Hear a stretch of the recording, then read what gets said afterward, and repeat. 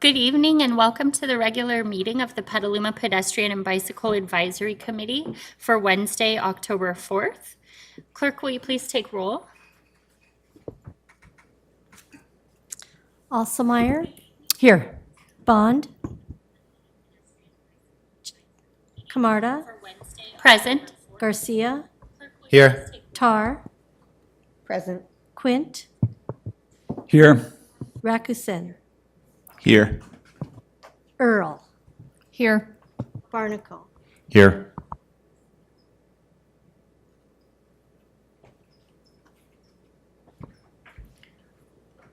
Committee Member Tar, do you want to move up here since Bond is absent? Okay. We're going to move the presentations on the agenda. We're going to switch the City Thread Accelerated Mobility Playbook to be the first item, and then we'll do the Active Transportation Plan update after that. And now we'll open general public comment. During general public comment, the public is invited to make comments on items of public interest that are within the committee's subject matter jurisdiction and that are not listed on the current agenda. Public comments are limited up to 3 minutes per person. Depending on the number of persons wishing to address the committee, time will be allocated in equal shares, totaling no more than 15 minutes. Clerk, have you received any comments prior to this meeting? There were no public comments received. Thank you. And I don't have any speaker cards. That's okay. Come on up. Can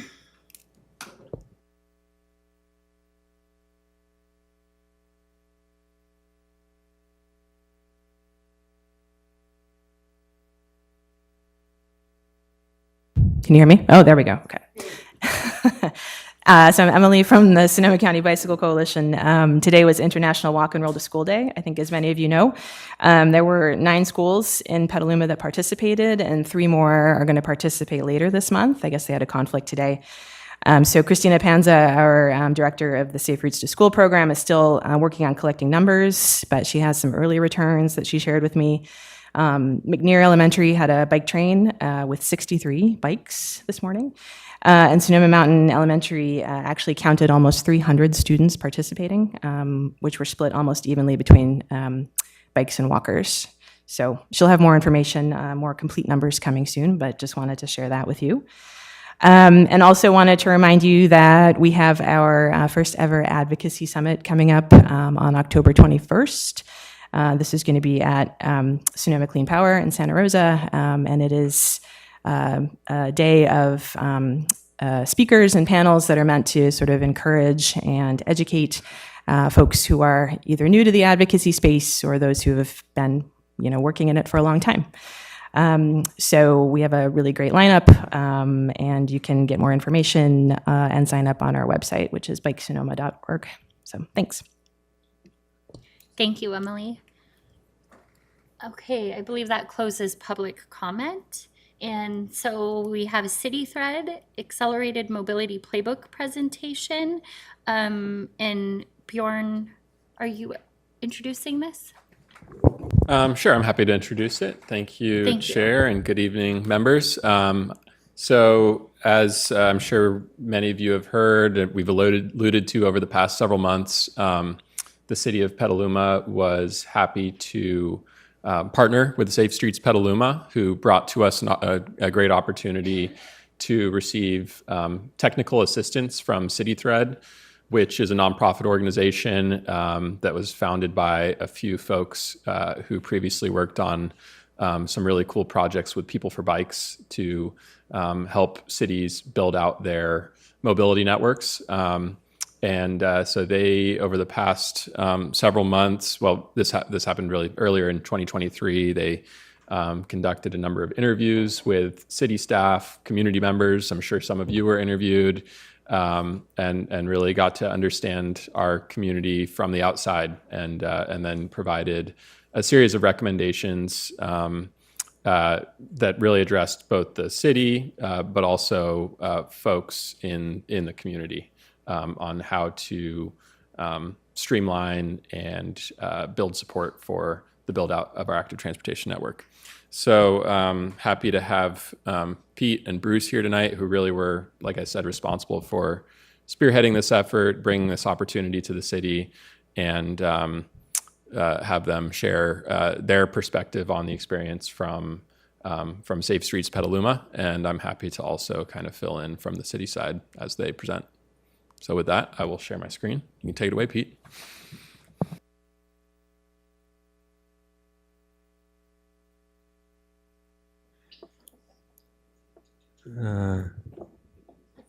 It's on? Oh, okay, that's good. Oh, excellent. My name is Pete Gang. I want to, in this presentation, I'd like to provide a little bit of just fill in some gaps in understanding about City Thread. And for those of you who haven't been on PBAC, who may not have know as much, hopefully this will bring you up to speed. Let me start with a question that many of us have asked at some point. Given the goal of a complete and integrated bike ped network, as articulated and affirmed in bike ped plans at the state and county levels, at the city level in our own bike ped plan, our 2016 Complete Streets resolution, our goal of carbon neutrality by 2030, our Vision Zero goals, elevation of safe and complete streets to one of our city's top 10 goals and priorities, et cetera, et cetera.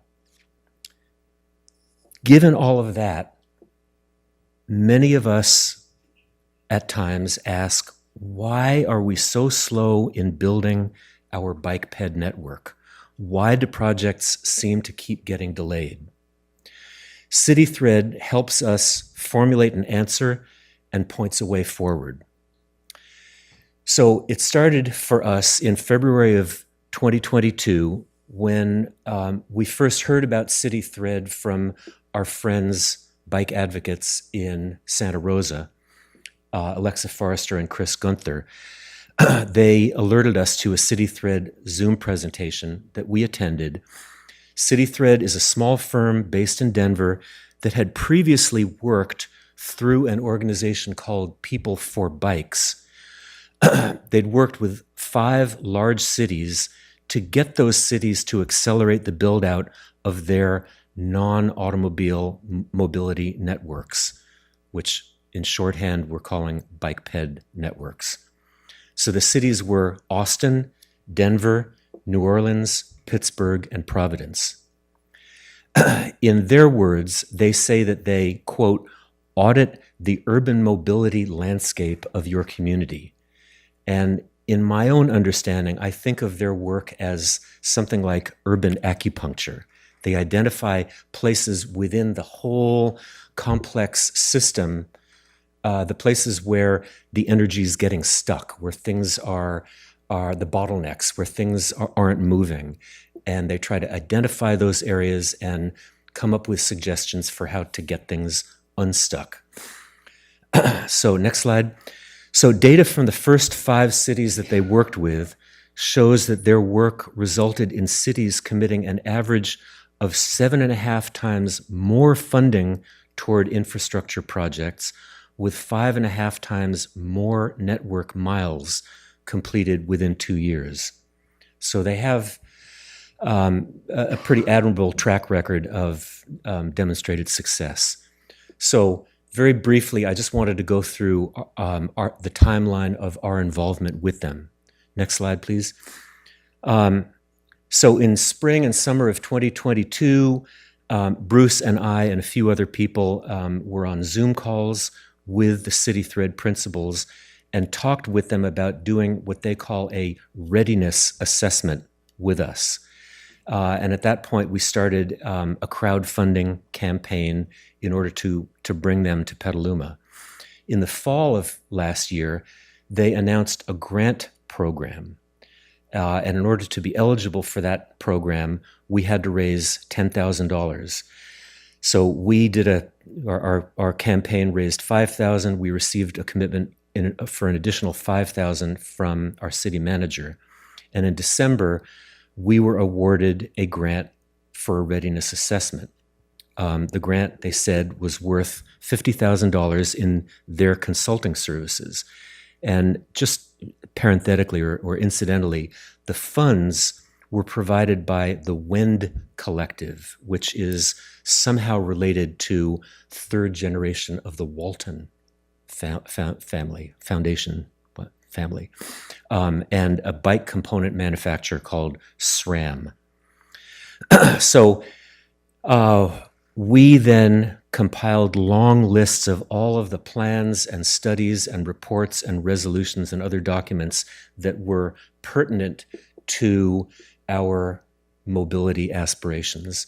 And we made lists of community stakeholders to be involved and interviewed.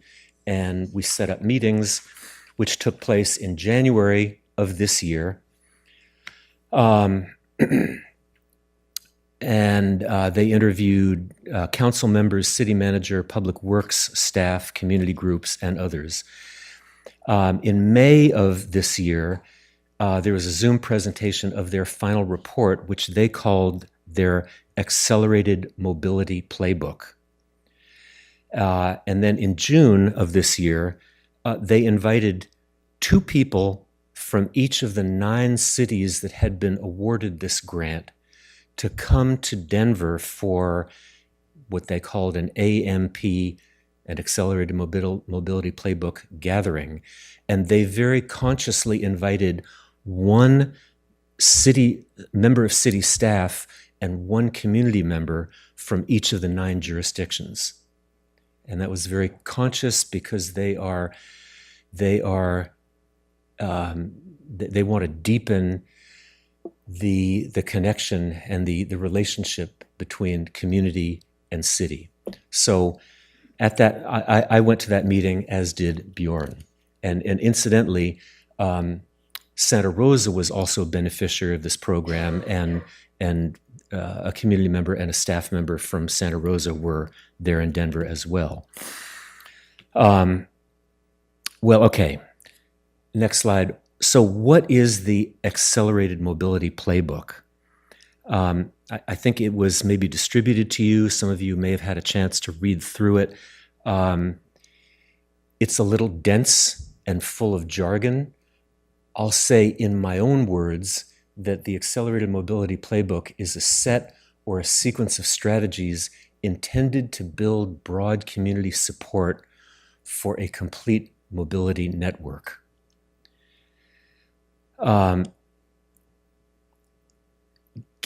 Demonstrating that broad community support, in their experience, is a key, a vital, necessary ingredient that is needed to give our electeds and our city staff the confidence in knowing that the whole community is aligned and on board with our non-automobile mobility goals. So here are a few key ideas underlying the AMP. Next. 1, our situation here in Petaluma is not unique. They find that the challenges that we are facing in building our complete network are consistent from city to city. Next, good bike ped mobility is not a fringe idea. Based on polling done in 8 U.S. metropolitan areas, they found that 69% of voters support investments in better bike infrastructure. This support increases to 81% when bike infrastructure is combined with other transportation improvements. And fully 3/4 of people believe that a comprehensive approach to transportation infrastructure would make their community more livable.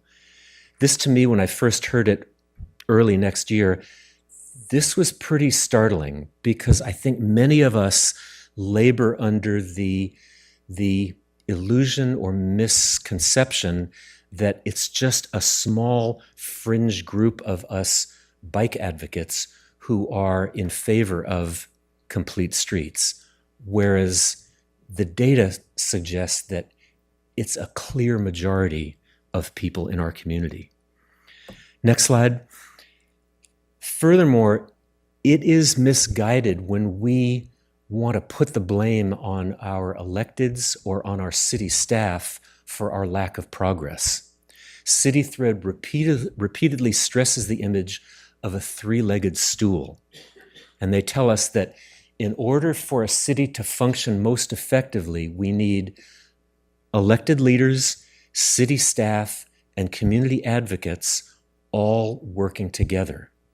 Each part plays a necessary role. I'm reminded of this all the time when I talk to people who seem to be pointing fingers at staff and city council for not, blaming them for as the reason that we don't have what we feel we should have. And maybe they are not completely free from blame, but a big part of the responsibility lies on us as community advocates. And finally, next slide, they're suggesting that the system itself needs to be fixed. And to fix the system, they offer us the Accelerated Mobility Playbook. So the playbook, next slide, as it's laid out, involves 4 steps which are to be followed in rough sequence, but aren't necessarily discrete and separate from each other. So our work in Safe Streets is now focused on steps 1 and 2, which we see as really being parts of a whole and not separate steps. Step 1 is establish a shared goal, a shared vision of what we all want our streets to look like and be like and feel like, and how we want our public infrastructure to function. And in this process of establishing a shared goal, we are encouraged, directed to talk to everybody in our wider community, not just the bike advocates, our school groups, but the Chamber of Commerce and faith groups and school groups and businesses and just health groups, and just get everybody's input and involvement. And they suggest that we're likely to find that once we do that outreach, we'll find a lot of buy-in. And step 2, align partnerships. Just back one step. Align partnerships. So based on the experience in Austin and Denver and New Orleans, they suggest creating a coalition around the shared vision and around the shared goals, but not about bikes. Build trust among the partners, and build a message and a shared vision around complete streets. And they repeatedly say, don't lead with the bike lane. Don't lead with the bike. That mobility is an urgent need and not an amenity. And next slide. And then, but even before step 1, they suggest step 0. Give people some evidence of what we're talking about. Make this stuff real for people. And they suggest that we start by updating 5 miles of existing bicycle corridors or intersections to provide safety and separation while the ATP is being developed. And I guess I should have said, maybe I had it in my notes, that they stress repeatedly that the ATP is critical to steps 1 and 2. And for that reason, we're focusing our energies and attention on the ATP. Okay, next slide. So these next two steps follow in close succession. We in Safe Streets haven't really put much attention. We don't have a game plan for these steps, but they are what they call resourcing partners. And this step involves the contributions of philanthropic organizations. We're not hitting up the city to fund all of these efforts, but we're looking to some kind of a public-private partnership. They suggest that half of the money raised goes to messaging and communications. We need to craft a media campaign which will rely on a whole wide range of old and new media.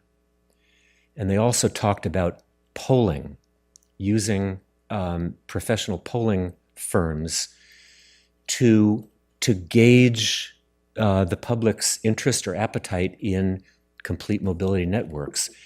And the price tag that they mentioned for polling in a city the size of Petaluma is something on the order of $25,000 to $50,000, which is a lot. It's also not a lot. And step 4 is build the network fast. And they give to us a goal of building 25 miles of connected active mobility network by 2026. So I'll close with a few other notes that are a little bit random that I gleaned from the gathering in Denver. And they are, we are part of a big movement. This is a burgeoning global movement to get people, to give people the opportunity to get around without the need to get in a car. Don't underestimate the power of community activists. It's one of the legs of the stool. Good politicians want to get stuff done fast. People get riled up during construction. They threaten to move. After construction, the opposition goes away. They refer to this effect as the political valley. New concept to me. Opposers become supporters. Create an ecosystem of joy and passion. Next slide.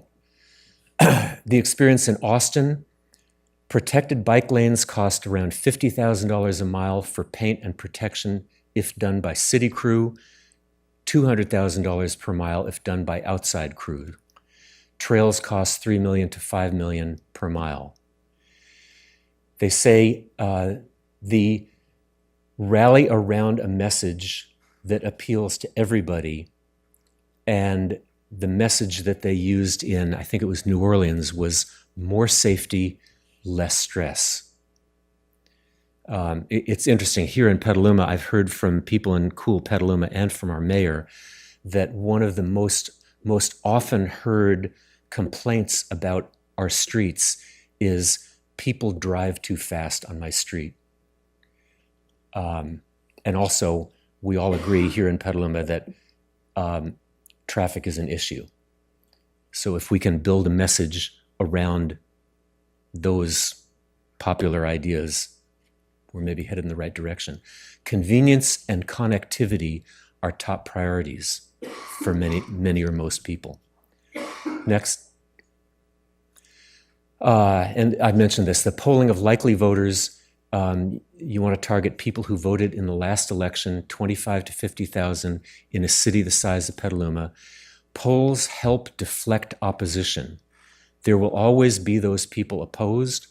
Polls help avoid spending disproportionate amount on energy on opposition. Because in poll after poll, they find that a large majority of people are in favor of all the things that we're talking about. Somebody said, nobody really cares about the data, but if you don't have the data, people really don't care. And finally, last slide, there's an inverse relationship between the number of public meetings and the miles of protected bike lanes built. Selling bike lanes one at a time is difficult. Don't lead with the bike lane. Instead, lead with safety. Lead with connectivity, pedestrian safety, climate goals, but don't lead with the bike lane. The bike lane is the cherry on the ice cream sundae. And finally, the money is not the limiting factor. There's always money to fund our priorities. And finally, I'll say, we are grateful and excited to have City Thread's guidance. We know that it works. We know that we're part of a growing global movement to make our cities more livable, and we're eager to get into action. So thank you for your participation in this adventure, and we'll see where it leads us. So I'm happy to attempt to clarify or answer questions. Maybe Bruce can help me, or Bjorn too, because Bjorn was there for the whole thing. Thank you so Anybody? much, Pete. Thank you and Bruce for bringing this to Petaluma and for developing Safe Streets and the work of Safe Streets and Urban Chat and like getting Cool Petaluma together and supporting this is so inspiring. And this presentation is really helpful, like having heard about it for a while it's been hard to still wrap my mind around about what City Thread does. So this is really helpful. And excuse me, now committee members may provide brief comments on the presentation, but we shouldn't deliberate on the matter. I think I'll start. Do I take public comment first? I'm sorry. No, you can go ahead with questions and comments, and if you have any speaker cards or if there's interest in public comment, then you can open it up to public comment. But the committee After. can, yeah. Okay, I'm sorry. Pamela, would you like to start and we can work our way this way? Thank you. Sure. Well, thanks very much, Pete, and others who supported the effort and made their way to Denver for this gathering. I'd be curious to learn about what these other major cities did in terms of the quick build projects and what lessons they learned. And to the extent that they were able to analyze their own cities to figure out where those gaps were and how to get things done quickly. I'd be interested in knowing if we can distill any of that from the other cities or the contacts that perhaps, you all made with those folks. I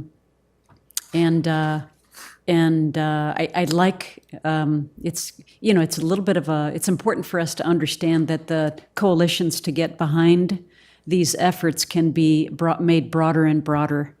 And I like this idea of don't lead with the bike lane, because it really is about creating safety and awareness about how folks can get around without the car. So that's, I think I've been focused on the quick build efforts that our city can bring. And I think that, as you said, it's a three-legged stool.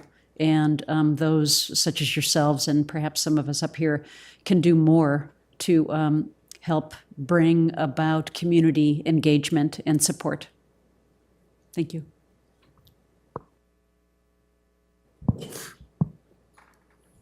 Thanks, Bruce. Bruce and Pete for doing this, and Pete for the presentation. I'll confirm that the number one thing we hear is people drive too fast. I have a few things.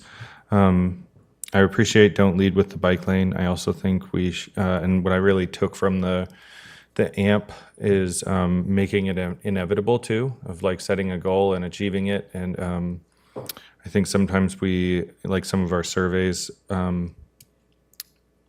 let the status quo be an option, and we don't need to. Like, for example, on D Street, if we would have just said, do you want a protected bike lane on D Street or on B Street, make it inevitable. That gives a binary choice, and we just don't allow the status quo.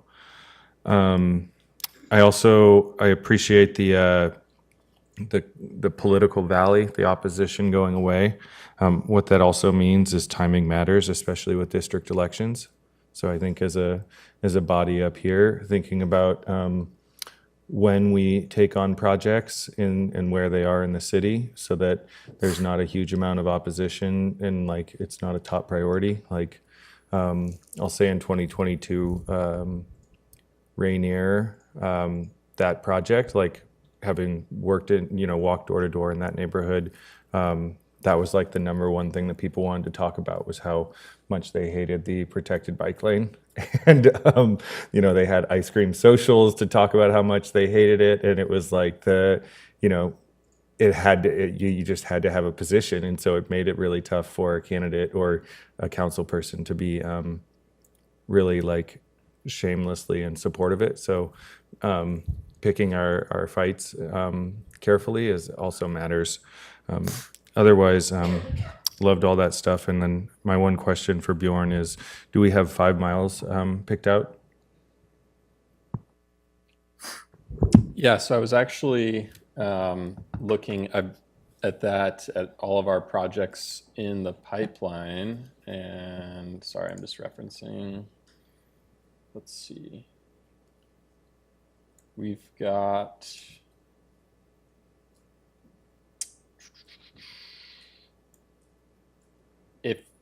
if you give us 2023 and 2024, right now I'm just looking at about 10 to 11 miles of mostly paving projects that would include bike facilities, but also a couple of striping projects that would just be like quick build or striping type work. Yeah.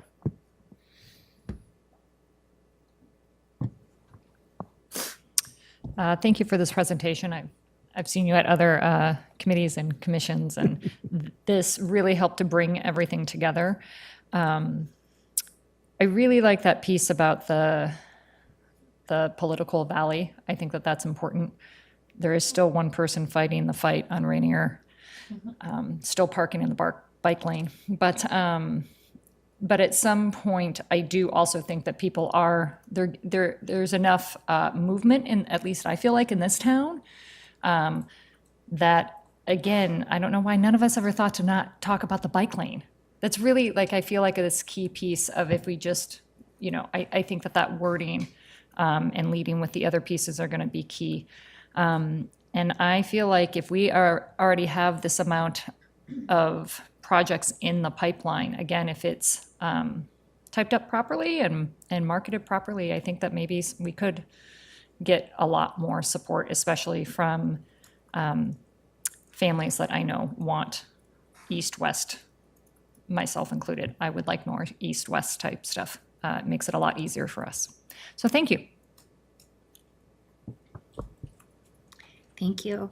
I really liked this idea of calling it mobility networks, as opposed to active transportation, and the ideas behind that. And I feel like that's something that we could consider using. I mean, I think we've moved from the bike and ped plan to the active transportation plan, but in certain ways, I think PBAC and city staff can improve the mobility networks and help push that messaging. I'm curious. I read here, in individual pilot projects and a culture that prioritizes one-to-one communication projects distracts from and delays a swifter and more coherent implementation plan that benefits more people. I know I have my ideas or grievances about the way that projects get rolled out, or the way that we take feedback, how long it takes for us to do a quick build of the design and then get feedback. And I'm wondering if you have heard from City Thread, or if within AMP, if there's a way that you would recommend doing that part of communications, getting feedback and rollout of projects, or how we could improve doing that. As I understand it, that is the core of step 1 and step 2 in the playbook, is just building evidence of broad community support for mobility networks, so that with that evidence in hand, city staff and electeds will have the confidence to move ahead with projects, knowing that the community is behind the project. Mm-hmm. And they repeatedly say that it's it's spinning wheels. It's a waste of our energies and time to be arguing for one project, individual projects, because they so often go off the rails. Instead, we want to all be speaking together, arguing for our mobility network. And once we have that understanding, then the individual projects, they say, will fall into place. So I'm wondering, Bjorn, if you could speak to that a little bit. I agree and I understand that, but it feels like we're in sort of like a kind of already like defined way of how we do that process. Is there a way we can talk about if there's change, if we can make change to that? Yeah, so one of the things that really, jumped out to City Thread, and that they referenced several times in the report and that they did reference in all of their conversations with us, is that our lives as city staff, our elected officials' lives, even for members of the public, will be much easier once we have the adopted active transportation plan. Because right now, our project selection and prioritization is really we're kind of following maintenance projects, right? We're following paving projects, and it's not clear to people what the role of these individual projects are in the bigger picture and for the build out of our active transportation network. So we have attempted, I think, with a super outdated plan from 2008. We're trying to find value in the projects we do have. We're trying to make them as good as we possibly can. But I think that once we have a really clear vision, and especially a vision for what I'll call our primary or priority network from the active transportation plan, it'll be very clear how these pieces all fit together, and I think it'll make it easier for the public to see the vision and grasp why bike lanes are being proposed on this street versus another, and why we're prioritizing that street over another, and that will just all be very helpful to have as having that playbook. Yeah, that makes sense. I do feel like I don't want to sound defensive, but when I'm reading the AMP, I'm like, but like the plan is good. It's doing this. Like we're getting there. Like I do feel like we're making progress, and I'm so excited for the workshop and to just get more feedback, because I feel like it's coming into something that we could be proud of. We should be proud of, and the like City Thread would be proud of. And the other thing I wanted to note was PBAC could help develop communication strategies, communication plan, and messengers. And I'm wondering how we can better serve City Thread's mission with regards to communication and messaging as a body. We talk. Thank you. I don't have the answer yet, but it's great to know that we can be working together. Thank you.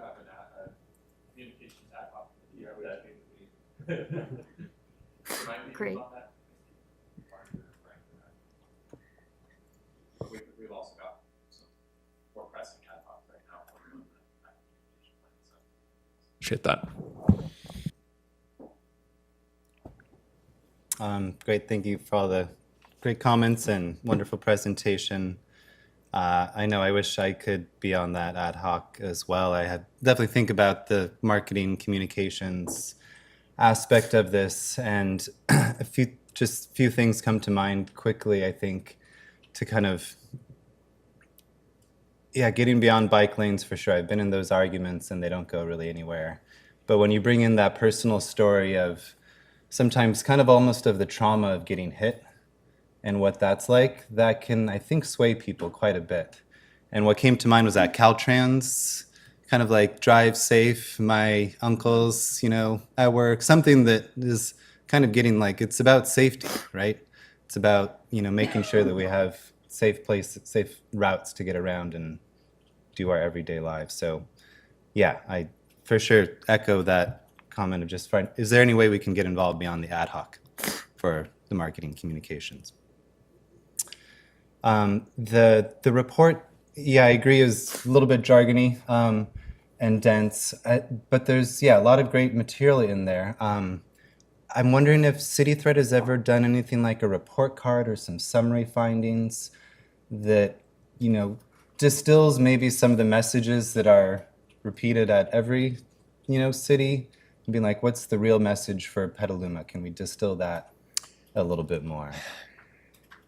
We can ask them. They're on call. Their work with us, at least for this phase, is complete, but we can still ask questions. I will ask them, like, what message? Though when we left Denver, my feeling was we'd gotten lots of great information. We'd heard stories about what other cities' successes, but it felt like leaving Denver, it was all very mysterious. That the job for us was to map out our own route. So in a way, I could anticipate that City Thread might give us some suggestions of messages that worked elsewhere, but they would probably say, you have to come up with your own message. Yeah, I think maybe ultimately what I would want to see, and this is, there's no money for this, but it's just like, what's out of the report, what is the active transportation plan already doing? And then what is there things that they're recommending that goes beyond the existing process? I think that was kind of where I was trying to bifurcate a little bit of what the findings were, particularly in the actions. What can we do with this information? Is there stuff that we can latch onto already in the ATP, or are there some additional avenues of work that we need to focus on? Kind of like the strategy implementation plan of all this, I guess. Right. That's what I kind of wanted in a sense. It might be helpful to have examples of other ATPs with actions. This is one of the things that we're looking at now in the ad hoc. Perfect. And that segues to my last comment, just, kind of learning from active transportation, quick build projects. Can they provide, more learning resources, I guess, just from kind of networking of all of their cities that they've worked with. And then the last quick comment, I guess, in terms of what we were talking about, maybe renaming active transportation plan mobility network. I think there's always like the micro mobility part of it that just distinguishes a little bit. The alliteration part of it just rolls off your tongue a little bit easier, but I don't know how well that is able to still be part of the messaging. It's a struggle, so not a way forward. It's messy these days. We still revert Very messy. to saying bike ped with the asterisk that when we say bike ped, we actually mean rolling. Exactly. Anyways, that's all. Thank you. Yeah. Thank you for the presentation. It's really helped me a lot with just understanding it. So that's great. I'm also really excited about it and understanding it. I'm coming into tonight's meeting partially inspired from a weekend trip I took up to Seattle, and on that trip I was just amazed at how easy it was to get around, and to go from the airport to downtown, for $3, and then the whole weekend not needing a vehicle and seeing, like bicycle superhighways running down 2nd Avenue. It was crazy.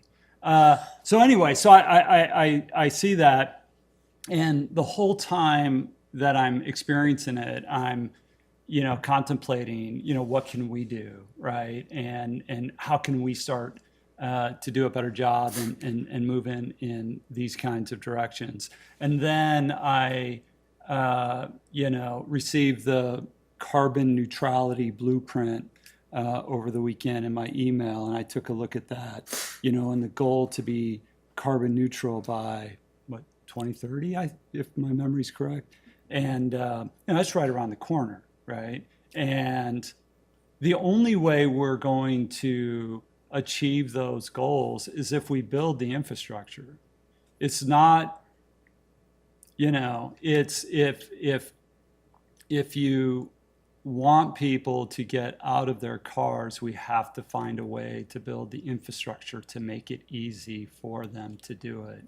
And it's got to be, whether it's walking to a neighborhood market or walking to a neighborhood store or bicycling or taking your scooter or whatever it is that's not a car. We have to make it easier to do that than it is to get in your car and drive down the street. And in Petaluma, we're not there. And it's this type of thing that I think can really help us get there. So I'm just excited to know what next. How can we work together to start, putting together a game plan to, meet these objectives? Could I just ask a clarifying question? Who else is on the communications ad hoc? Frank, okay. Yeah. Thank you.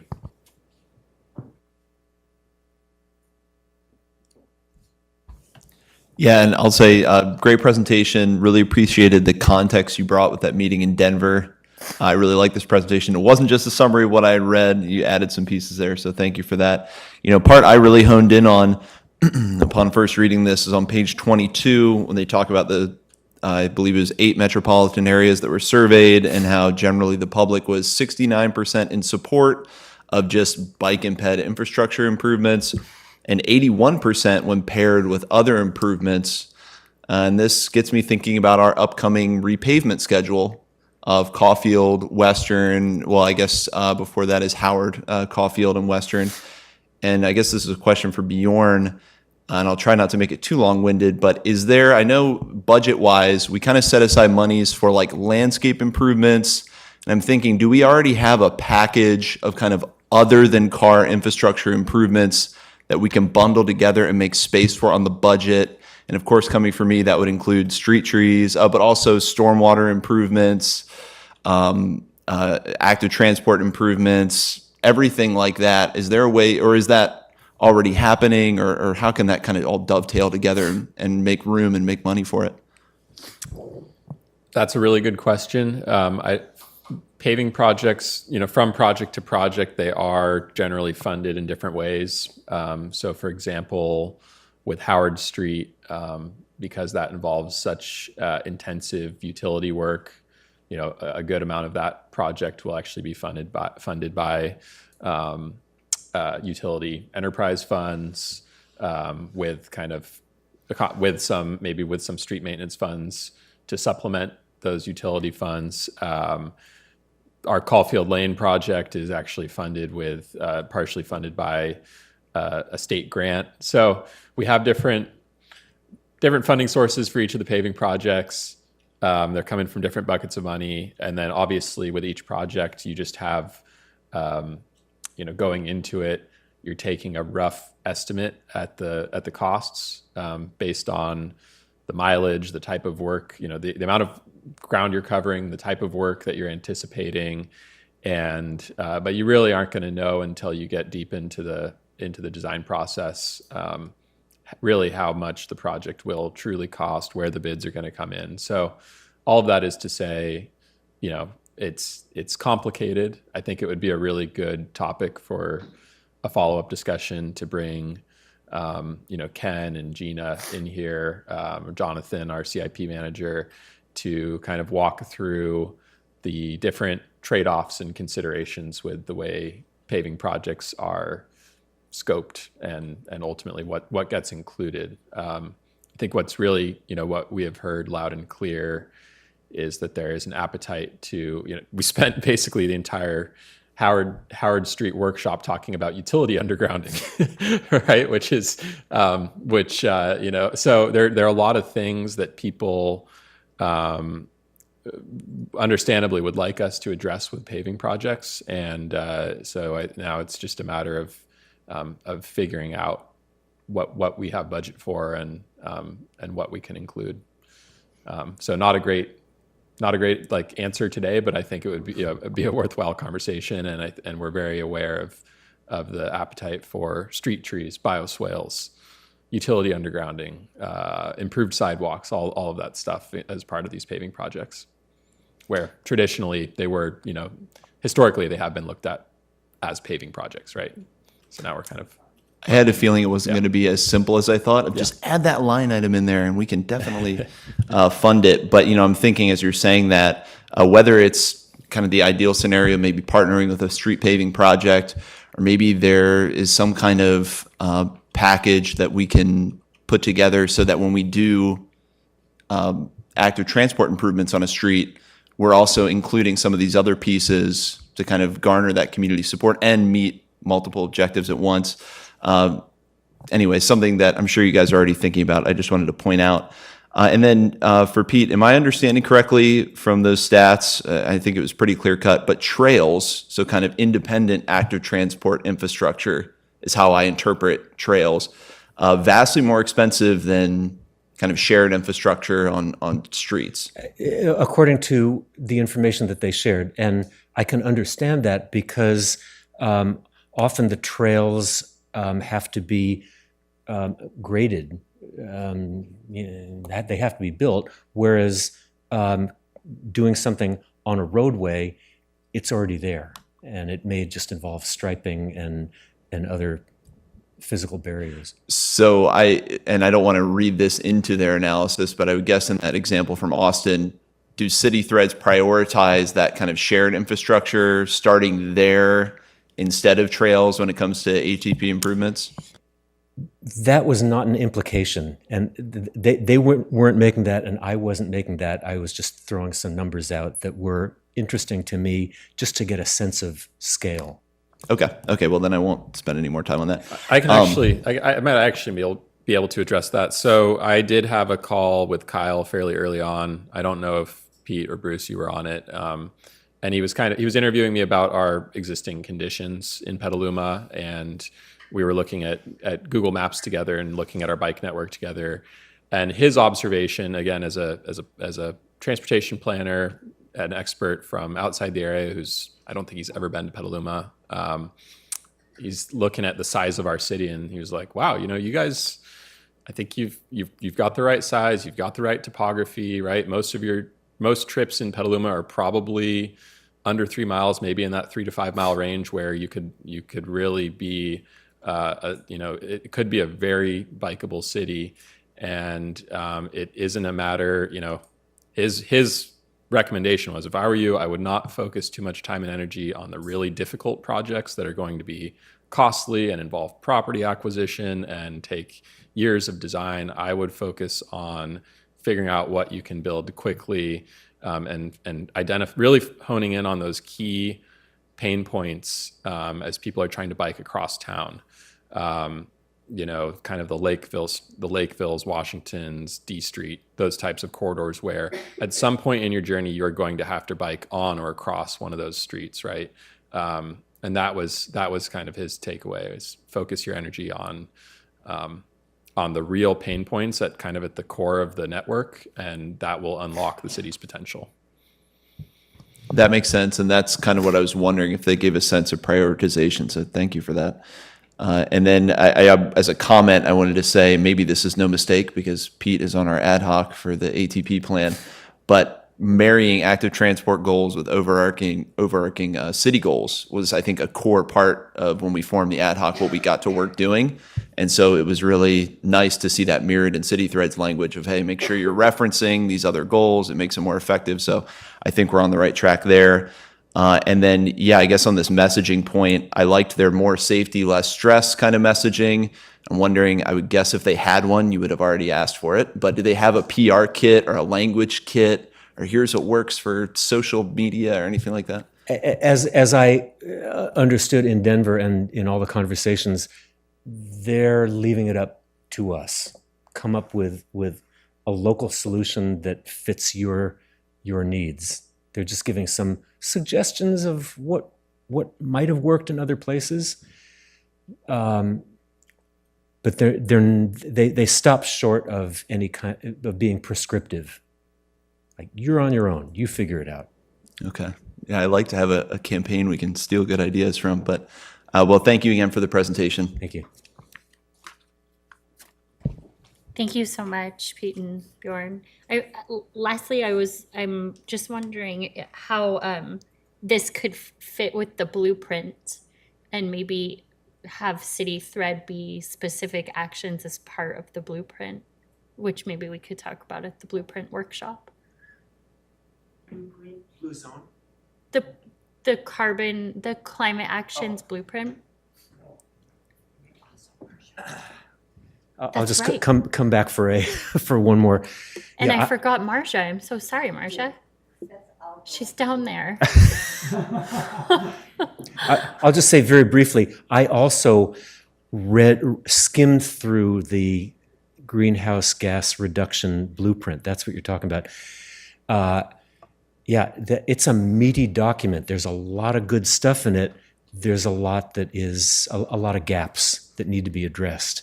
It has some very specific language about complete streets and active transportation, and just figuring out how that document marries with the ATP and the charge that City Thread sets us up to. It takes a little bit of thinking. And Marcia. Marcia, please. Thank Didn't you. mean to forget you. This is a very weird seat to sit in. I hope you all get a possible chance at being down here. Gives you a different vantage. Gosh, first of all, I want to thank you very much. I have been hoping for a very long time that we would actually see this document. I know that it came out, I think, in June, and I was very much hopeful that we would see it before now, only because of the ATP planning that we're doing and what you and Darren and I are doing with Kelly. I mean, all of that would have been made a whole lot easier if we had had this to look at as quickly as we could have. But anyway, it's a marvelous document. It's exciting. I love the idea. It's very difficult sometimes to sell what we do here in Bike and Ped, in our mobility committee, because everything is always about bikes. And sometimes it's about peds, but rarely do you have it put together like this does, that it just makes good sense. It's a great sellable product. Another thing that I wanted to mention was, just point of clarity, I think I'm the only member of this committee who was a member of the committee when we wrote the 2008 Bicycle and Pedestrian Master Plan. So on the bottom of page 12, there's a little paragraph that is I take issue with. It says, the Bike and Pedestrian Master Plan is woefully out of date. Agreed, I couldn't agree more. However, it goes on to state it doesn't offer any guidance on what projects to advance next. It does. It does. In fact, it does for bicycles and for pedestrians and for trails and even for education. So just wanted to clarify that one small point. But I'm thrilled with this. Again, Pete, I wish we had seen it earlier. I think that would have made our life with this planning of the ATP that we've been doing for how many years? 5? I think we've been working on it 4 or 5 years. This will Predates me. I mean, I was a committee member pushing for it when. Right. Well, that's what I'm remembering, Yeah. our visit in the library that evening. Anyway, it's delightful to see. It makes sense. I'm thrilled that we have something like this that hopefully will help us develop coalitions who are excited to help us make this happen. It's great that it provides a way forward, hopefully to accelerate everything. Thank you. Thanks. Okay, I'd like to open it to public comment, starting with Emily.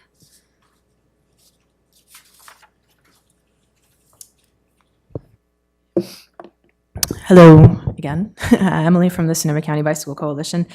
Just quickly, we've been involved with the City Thread process in Petaluma and Santa Rosa, and we appreciate that these reports focus on the implementation of active transportation plans and the barriers that can arise We support the broader ideas around messaging and coalition building and building the network fast. And we hope that the city also will back these elements of the playbook as it works to implement its own active transportation plan.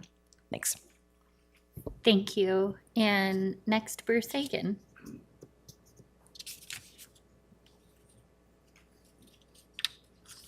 Hi, everybody. I want to thank Pete first for saving me the embarrassment of coming up and doing a woefully inadequate presentation of what went on with City Thread. Nice work, Pete.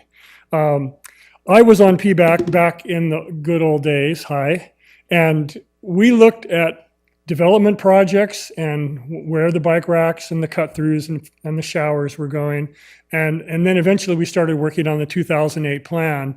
Around that time, I felt like we needed to do more community advocacy, so I created this group called Petaluma Green Lane.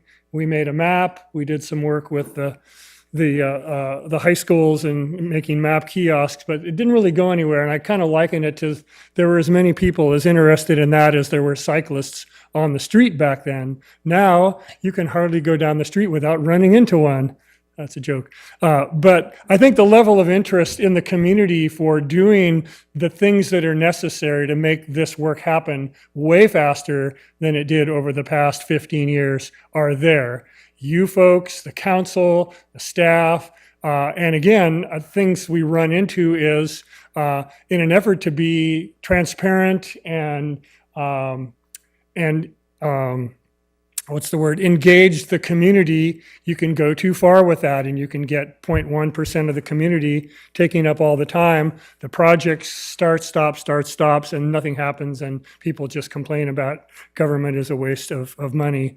So the message of getting stuff done, how can we get out there and build things that people will love, and that the engineers will love and are affordable, and that we can start to spread the word about. So that's very important.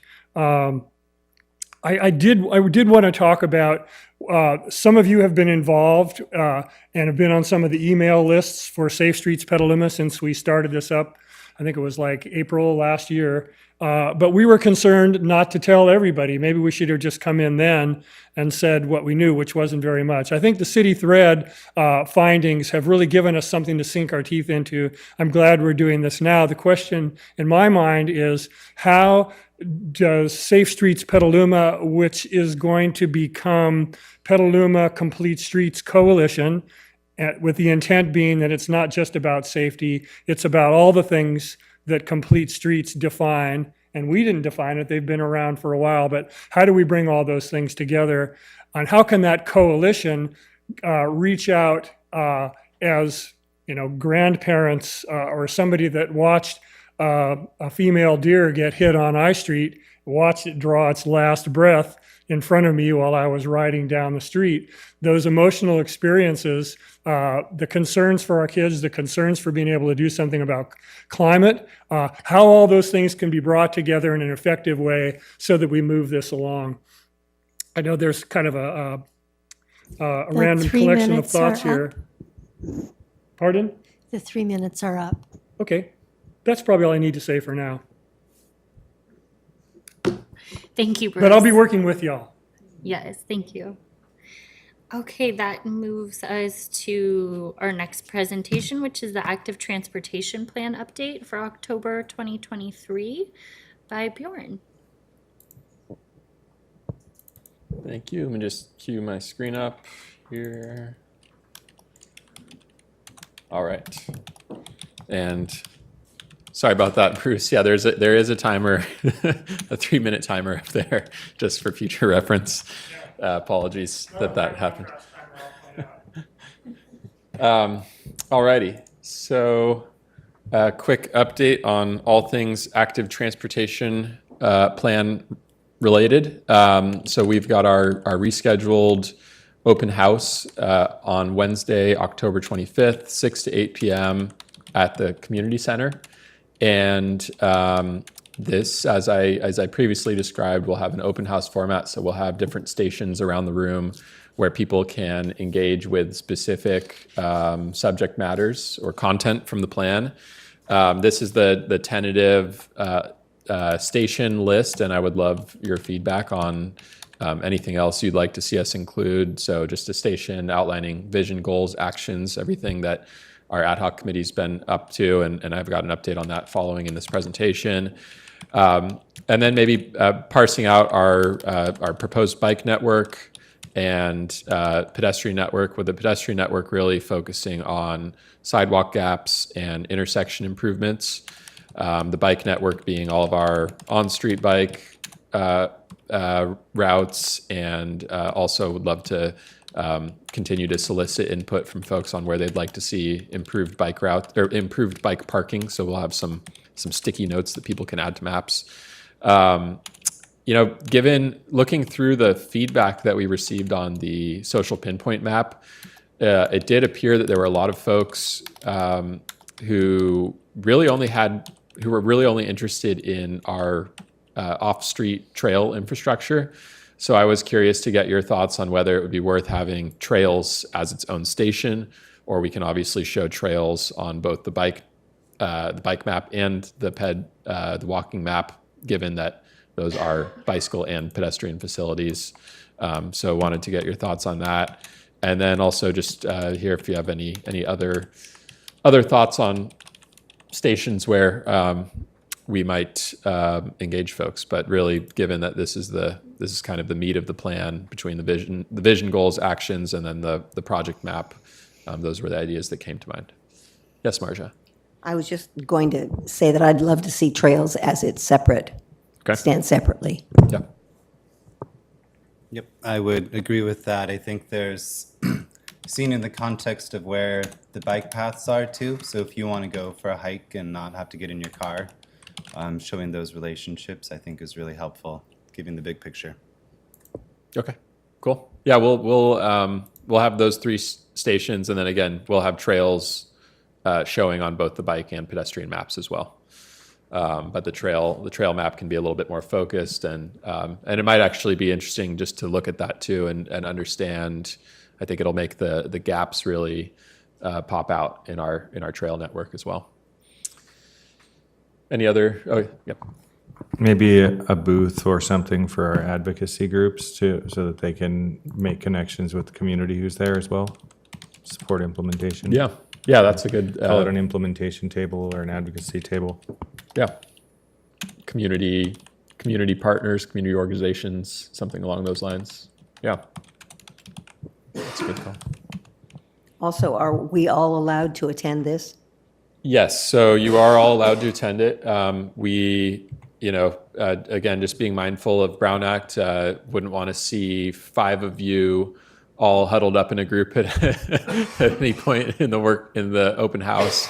And obviously also the need to avoid serial meetings where you are discussing the same matters with more than one person, and then it kind of creates that telephone effect that our Assistant City Attorney Dylan Brady outlined when he gave his Brown Act training. So things to be mindful of. And again, as I requested for the previously scheduled workshop, would love to have your assistance if folks are able and willing to help us out, staff the stations, split you up obviously, and engage our attendees on the different topics and kind of take notes. And then what we would like to do too is the following week at our PBAC meeting, come back and kind of do a debrief. So that would be a report out from myself and Jeff. We'll summarize the feedback that we've received, and then also would love to hear your thoughts and get your notes, because after that we're going to have quite a bit of feedback to sort through as we update the maps and the actions and really get into plan writing mode. Yes, Marcia. So Bjorn, then I'm assuming that we're going to have maps at each of these stations? Yes. And maybe some colored dots or something that people could write on and place Yeah, exactly. Around so the map. very, very large maps. And as I described last month, we are going to simplify the maps by, at least with the bike map. The bike map is by far the most, there's just so much spatial information that you're trying to take in. So we're going to show the proposed network only. So you won't have to differentiate between existing and proposed. It's all going to be one layer. We're going to try to simplify a little bit between, off-street facilities, on-street facilities. If you see something on the map, you should assume that it is being proposed as a all ages and abilities quality bike facility. So it should, I think what we're really trying to take to heart, the feedback we got on the social pinpoint maps around those just being hard to digest. Trying to simplify. Yeah. And my last question is, how are we and to whom are we sending out this information? So this will go out to, would obviously appreciate your help getting the word out. We'll get it out through social media, community update, and we've got a pretty large subscriber list for the active transportation plan at this point. So we'll go out through all the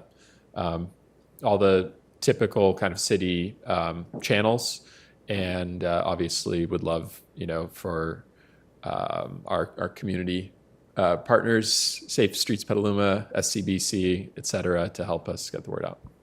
Yeah, I'm not sure if it's possible, but with walk and roll to school and the numbers, I'm not sure if the schools are going to be like celebrating it back to the parents of 400 kids walked or rolled to school today. But if there is, and we can tag on and show up on October 25th, and we can get the schools and the parents involved, just to see if there's any comms that we can tag on with there. And I've got it loaded up in my staff update presentation, but we are actually going to be having our first ever Safe Routes to School task force meeting later this month. So plan to have the active transportation plan on that agenda. And we've now got that a really solid partnership in place between the city, all of the school districts, and obviously the Sonoma County Safe Routes to School, which is facilitating the task force, by the way. They get the credit here. But creating that ongoing dialogue and between all of those different parties, so we can focus in on all of this work at the school level. Yep. And just a point of clarification. So the feedback that you've received so far from the online map, that would be expressed in the proposed map layer. So essentially, if someone comes up and says, hey, I entered my comment, where is it? We can say, oh, it's been incorporated into here. And then they can say, no, it's not. And we're like, oh, well, let's talk more. Or yes, it is. And great, perfect. So just wanting to know how that's integrated would be. Maybe you already said that. Sorry if you're repeating that. So we received, I think, 350 or 400 comments on that map, and I've gone through all of them. Jeff's gone through them. I know our map ad hoc committee, you went through them. Our goal is to capture and reflect as much of that feedback as possible. There were quite a few comments that maybe focused in on issues that aren't necessarily either we deemed infeasible for various reasons, or maybe they just weren't really appropriate for the plan. Right, when someone calls out, there were a handful of people who called out things that actually we could probably take care of through a work order. Things that we could send to our crews to go do in a much shorter time frame than adding them to a big, long project list and having them wait in line. So that being said, I've got that whole list of comments archived. We can provide that, but also, yes, I'm really hopeful that people, if they do feel that their comments weren't incorporated, that they do elevate that at the workshop or by email or any number of ways.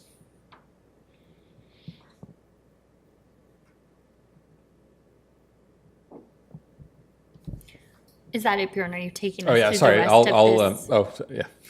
Oh, yeah. I just wanted to add, in terms of this workshop, will there be a focus, either through the bike or the PED network, to help people understand how they can easily, safely get to, say, the Lynch Creek Trail or the Smart Trail, or how we can connect, get to our own station to get somewhere else?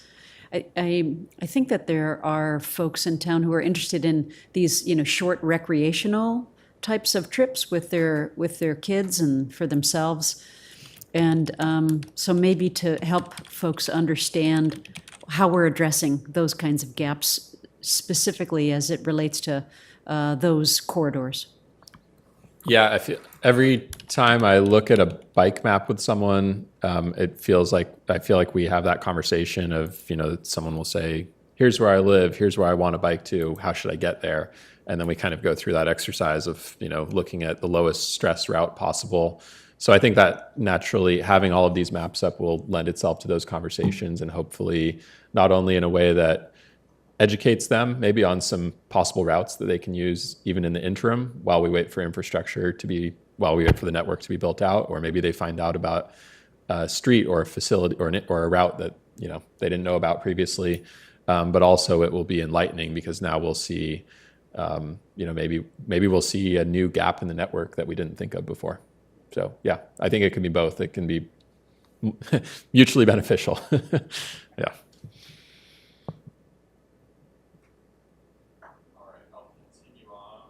Thank you for all of the questions and feedback for the workshop, or for the open house, rebranding. Looking forward to seeing you all there.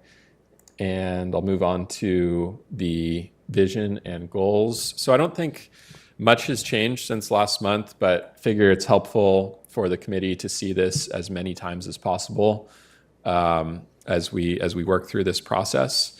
So our vision statement, I believe, remains unchanged. I met with the ad hoc committee following our last meeting, and we kind of discussed the feedback that PBAC received, or that PBAC gave, and everyone felt good about the existing vision statement, is my recollection. And ad hoc committee members, please feel free to jump in. And then we've got the 4 goals still: Vision 0 by 2030, build the network, beautiful and well-maintained streets and trails, and normalize and celebrate. And then another look at this table that I think we shared 2 meetings ago. And again, showing that typically you hear about the 4 E's: engineering, education, encouragement, enforcement. I edited that first E to build and maintain, but because engineering to me didn't feel like it conveyed what we are doing. But as you can see, the goal areas do kind of cover those 4 areas. And of course, as committee member Quint pointed out, when you build good quality infrastructure, and that really is the strongest way to encourage increased active transportation. So I've got those penciled in with those lighter X's as well, just being kind of de facto encouragement. So looking at our first goal, and this some of this will be new actually, is just now starting to think about the action items that would fall under each of these goals. So we've got on the right there just several draft action item examples, many of which have been at least vetted or reviewed by the ad hoc committee, some of which will be new to even the ad hoc committee. As I was thinking through this presentation, and would be happy to just kind of pause with each of these and get your thoughts. Maybe not necessarily worrying about wordsmithing these for now, but calling out any specific areas or topics, actions that you feel might be missing from these lists. And I can just kind of quickly run through with this first one. So with each of these, what the first bullet point I have is provide an annual report to PBAC, because obviously that's how we are going to report our progress towards each of these goals. and how we're going to create accountability in the plan. We've also got lowering speed limits in accordance with Assembly Bill 43. That could mean a number of things, and that will likely be several action items, with as far as embracing or maybe even making 20 miles an hour a default speed limit throughout the city unless otherwise posted. If the legislation enables us to do that, that's a possibility. Some cities are doing that. Otherwise, looking at the other guidance that we get from the legislation. Shifting to a public awareness campaign, Vision Zero campaign, just to educate people on the leading contributors to severe injuries and deaths of people biking and walking. On enforcement, really, this is one that our police department obviously would lead, but aligning their efforts with the high injury network and with those dangerous driving behaviors. And then kind of shifting more towards the street design side, prohibiting parking near crosswalks and intersections. That's a proven countermeasure that Hoboken, New Jersey, they credit that with much of their Vision Zero success. Eliminating conflicting movements at signalized intersections. So, for example, making sure we've got leading pedestrian intervals in place at all of our signalized intersections, eliminating locations where you've got left-turning vehicles overlapping with pedestrians in crosswalks. There's a lot you can do at signalized intersections to improve safety. Inventorying, prioritizing, and upgrading our uncontrolled crosswalks. So identifying we've got a handful left now that don't have flashing beacons, for example. That's something that go under this action or under this goal. Developing a traffic calming toolbox, and then lastly, implementing quick build projects that target high collision areas that are identified through rapid response to collisions that are happening, or also through the Safe Streets nomination program. Sorry, I know that is a lot, but again, I just want, the more we look at this, the better, because I'm sure something will jump out at you, if not this time, next time. I'll pause there if there's any questions or comments on Vision Zero. Yep. Yeah, I think this looks really exciting. I understand how the progress metric is kind of the big picture. That's our ultimate goal. The one thing I think could be helpful is maybe thinking about indicators. Each of these bullet points, essentially, almost all of them, could be an indicator just saying, here's what we're doing, tabulating it. And then eliminate conflicting movements at signalized intersections. I think part of me wants to say almost more of like prioritize bicycle movement or something to that effect. I'm thinking of just like bike boxes and pedestrians get early, intervals. Maybe bikes could get early intervals. That's asking a lot. But I know Santa Rosa, for instance, has really good kind of bicycle identifiers. If you roll up to an intersection, it'll recognize that you're a bicycle even if there's no cars behind you, for instance. So that's kind of the prioritization part of it. Yeah, that's all. Adam, can you tell me what indicators means? Yeah, let's see. Indicators would it's the same as a metric, I think. It's just saying so lower speed limits in accordance with Assembly Bill 43. How many roads did you apply that to? Okay. Something along those lines of just saying what action was taken for each of these draft actions. Yeah, or for signal, if an action was implement leading pedestrian intervals at every signalized intersection, we could, we say we've done 15 out of 39 signalized intersections and have that in the plan. That's in the progress report every year. Yeah, yes. That's a great. Love that. Yep. Thank you. Thanks for explaining.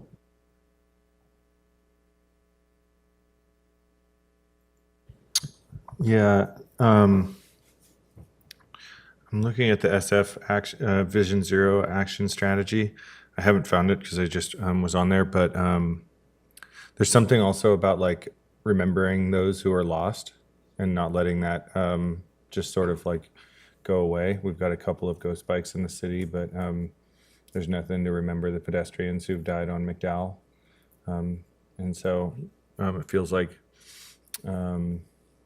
either having something in that place, writing writing something in the newspaper, remembering them, and they're, I mean, they go so far as to like interview their families and get them on the local news and talk about that. It's really, they tell the story of the person who is, humanize the person who is dead and don't allow it to just become something that is just normalized, right? So that's the one thing that jumps out at me on here that I don't see. Maybe it's more of an advocacy role, but I think there's things that the city can do too.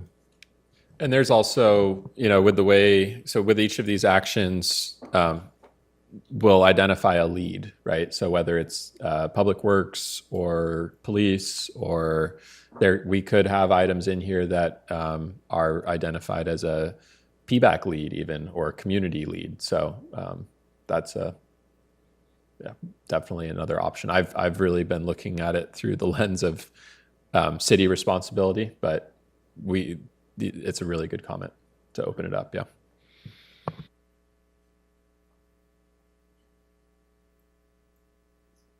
All right. Should I move on? All right. Find my mouse here. So goal 2, build the network. And between goals 1, 2, and 3 especially, there's a lot of overlap. So doing our best right now to put these actions in buckets, but honestly, a lot of Vision Zero actions apply to goal 2 and vice versa. But this goal is really focused on the build out of the network and maybe looking at infrastructure that we don't associate necessarily with Vision Zero, but more with mode shift and with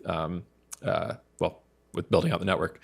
So again, provide an annual report to PBAC, implement projects identified in the project map, starting with priority projects. So really the build out of the network is mostly going to be informed by what ends up in the project map.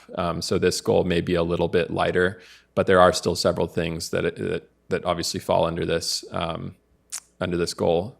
Updating the Complete Streets policy and city standards to incorporate all ages and abilities design principles and all of the other advances in best practice since the adoption of our last plan, our Complete Streets ordinance, and our city standards.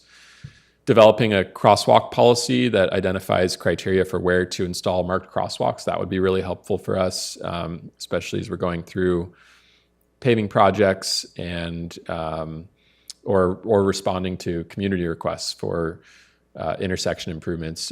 Sometimes that's a discussion that we often have at a staff level is, where those ideal locations are, or do you provide crosswalks on both legs of the intersection at a given location or just one side? So that would be a helpful policy to have, and obviously one that we would craft with PBAC. Inventorying, prioritizing, and upgrading curb ramps and trail crossings, and then implementing. And the reason the reason curb ramps are called out specifically is because that's such a granular detail. Curb ramps are not going to make their way onto the project map. If that would be a busy map if we had all of the curb ramps inventoried on there. So that'll be a big effort, really kind of aligned with the city's need to implement asset management. And let's see, where did I leave off? Implementing a citywide bicycle and pedestrian wayfinding program, that should say, and implementing the citywide bike parking project. So looking also, a lot of these you'll see as sort of complementary efforts to the build out of our bike network as envisioned through, or of our bicycle and pedestrian networks as envisioned through the project map. Bjorn, can I just add a sort of to the moon thing? I was just recently in North Italy in like a very bike friendly town, and they have bike charging and like one wheel charging infrastructure everywhere, and I can only imagine what kind of wheeled things people will be riding on in the future, or like hoverboards, I don't know. But I think just trying to show, or like if we have a way, or could include like thinking in that line, that's helpful, as far as like maybe bike parking and charging or something like that. Yeah, it's funny, that comes up from time to time talking to our community development department, because we haven't really figured out, we don't have a requirement yet around chargers, especially with development projects. And it's something we've been talking about. What kinds of places did they provide them? And was it a universal cable because Yeah. my understanding is that e-bikes, e-scooters, they all have different adapters. They all use just the same 120 volt outlet that you have. It's a standard like plug. It's not like it's high voltage. And I but- think that's similar to like having a car, like a Right. e-car or electric car. You could have your own cable and plug in. It's having the ability and like a space and a welcoming way to say like plug in here. Gotcha. There were also bike car washes everywhere. Wow. This is on the way to the Dolomites. And so all along like the trails in the Dolomites, there's also bike charging stations because people are e-biking through the mountains, and then bike car washes everywhere. Wow. Thank you for that. That I have not heard of. I've heard of a lot of different bike infrastructure. I've not heard of bike washes. Cool. Yep. I think one thing that's it wasn't on the table before, that was before this, is including education with building. I think it's the best place to like put it when you're like seeing the implementation, to like see the reason why and the education with that. So including like a bullet that says like include education or with construction. Similarly speaking, even afterwards when we do the monitoring, like I don't think people know the impacts of the traffic circle here. Like some of the people on the street don't know the data. I know it because I'm a nerd, and like I explained it to them and they were, sort of blown away by it. I don't think the people on Rainier know the impacts that's had, but if we can do a better job of communicating about the impacts of these things, it'll help to sort of continue to build the snowball. If I could add to that too, I would love to call that like a campaign. I think, we think about education as like the city bulletin or a mailer, but I think we could think of campaigning in a lot more broader context, and just to help with all kinds of projects and like the overall like messaging in our city. Yeah. Thank you. I just wanted to tag on, somewhere between goal 1 and 2, the idea of the reduction of the speed limits and possibly adding an inventory of, the quick build projects or some of these other efforts we're going to be making to prioritize, to do some work. There's education component, and then there's trying to bring those speed limits down. So I guess my point is, if there's a general consensus that there are a lot of cars driving too fast, maybe we can look at some of the projects we have in mind, and as part of the education about the overall effort to create the mobility network that works for people, we can also tell them, hey, this is the other thing we're going to do. We're going to try to bring the speed limits down, and we're going to look at the places where it's most appropriate and prioritize those. And that seems to be to be an area where education would really need to be emphasized, because we can't put those speed limit stations everywhere, but I think to help people understand what we're doing to kind of slow down the surrounding traffic would be great. We've talked as a city team a lot about Vision Zero, the Vision Zero campaign, and really the driving message behind that is slow down, right? Because we've all seen the charts where if you're hit by, as a pedestrian, if you're hit by a car going 20 miles an hour, you are likely to survive. And this is a grim thing to talk about. But if you're hit by a car going over 30 miles an hour, 35 miles an hour, your chances of survival dwindle dramatically. And and they're basically non-existent over 40 miles an hour. So that's, bringing down speeds is by far the most, that'll be our most effective message and strategy to achieve Vision Zero. I was just going to add on to that, bringing down the speeds on our trails. When we were doing our trail committee ad hoc work last semester or several months back, we came across the fact that we really need to limit, we don't have any way to limit, but we needed to find a way to limit speed on trails.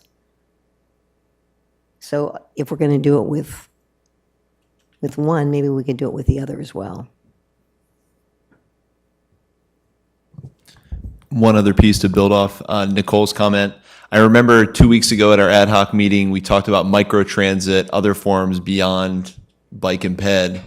And I wasn't sure if we put it under goal 2 or 4, kind of in the ideascape. And we were talking about, staying up with all the emerging developments and mobility. And so I appreciate Nicole offering kind of a more tangible metric. That's something to think about. It's something our ad hoc discussed, and we couldn't really wrap our arms around like what we could codify as a metric. But I think that's really important to include, whether it's 2 or 4 or somewhere in here. Sorry, I just want to make sure I capture. Are you referring to sort of the different types of infrastructure she saw? Yeah, Okay. yeah. I just remember us having like a kind of a ... conversation right. about let's make sure we're staying abreast to all the emerging microtransit and Right. adapting somehow. Yep. So just thinking about what we can do that makes that a little more tangible.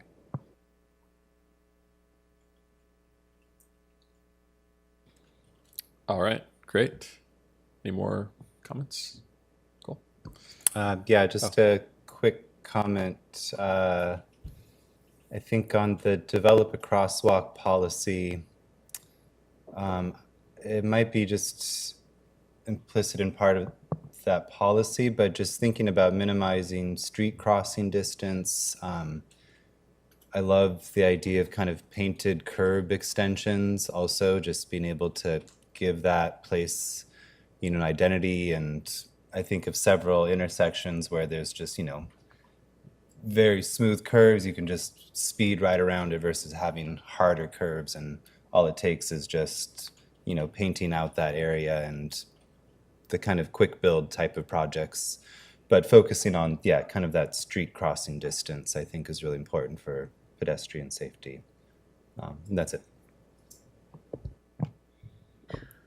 Bjorn, I'm not sure if this would fall in goal 2, but or maybe part of wayfinding, or to Marja's point, like a lot of signage for like move to the right, and in like Marin, we have a lot of the like hiker, horse, and bike triangles, which may not be as like pertinent in Petaluma, but something of kind of how to yield and make those signs. Like we have one tiny one on the LCT that's like rusted out, and paint, like we have a little bit of paint on the LCT to divide or find ways to help divide trails and pathways a little bit better, especially with the things are getting faster and faster. Yeah, thank you for that. I've noted trail etiquette, speed limits, and striping. And I think I've got some of those ideas under number 3 here. Let's see. So the next one, getting at the idea of not just building out our network, but maintaining it and making it, making beautiful infrastructure and streets and trails. So this is really getting more at not only the maintenance, but also the amenities, trees, lighting, seating, water fountains, public art, some of the support infrastructure. The top bullet there, or the second bullet, develop multi-use trail standards with surface types, placement of amenities, et cetera. And I think what we can do is take that a step further and add fold signage into that with trail etiquette. We can talk about speed limits, right? We don't have any adopted speed limits on any of our multi-use trails. Certainly want to look at striping, adding white edge lines or dashed yellow center lines to our trails that are busier, like Lynch Creek Trail. And the stuff that many of the things that our trail ad hoc committee brought to us a few months back. Now, third bullet there, creating an adopt a trail program or hosting cleanup events, either or, and that's definitely another one where that could be a combination of city and community groups working in tandem on that. Inventorying potential locations for public art projects on our streets and trails, and providing those locations to the public art committee. I think that would be a wonderful item for PBAC to own.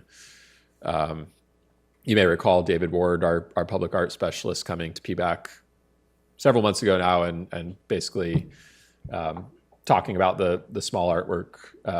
I'm going to botch it. I think that it's the small artwork commission that they have, and asking the committee for ideas of places where you'd like to see public art on our streets and trails. Developing city standards and cost estimates associated with street trees, landscaping, bioswales, et cetera, on our street and trail projects. And I actually noticed that was also referenced in the blueprint for carbon neutrality as one of the action items in there, or at least the incorporation of those in the city standards. So I added cost estimates as well to kind of getting at Darren's question around the trade-offs associated with budgeting and for our, or including those types of elements in our paving projects.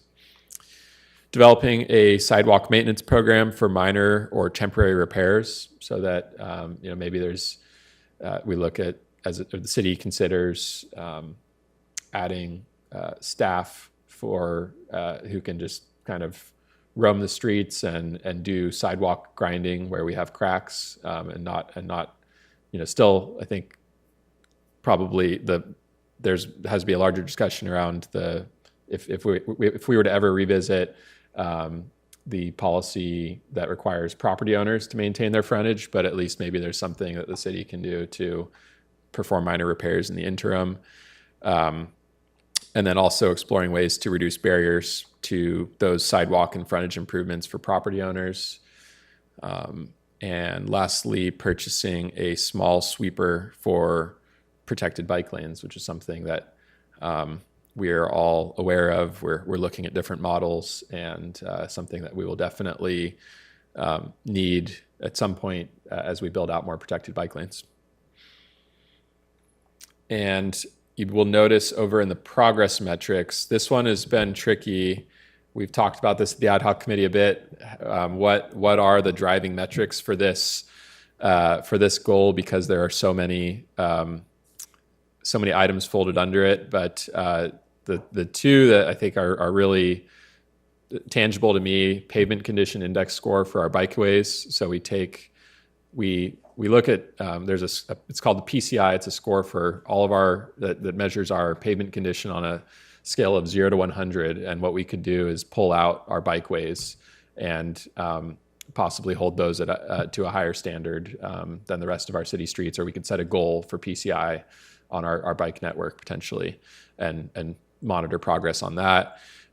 Once we have those multi-use trail standards, inventorying what percentage of our multi-use trails meet those standards. Are they paved? Is the pavement in good condition? Are they lighted? Do they have all of the amenities that we want on them? Benches, signage, striping, et cetera.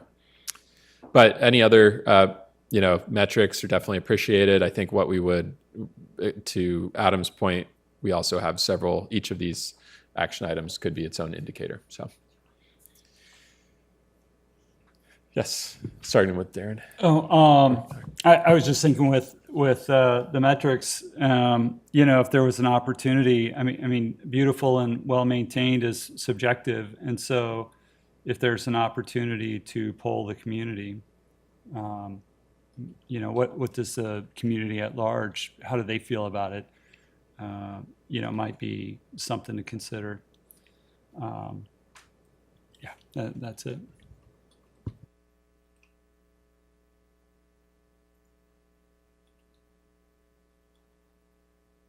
I saw. Oh, okay. Thanks. You were talking about progress metrics, pavement condition index for bikeways, and then trail mileage that meets percentage of multi-use trail mileage that meets standards.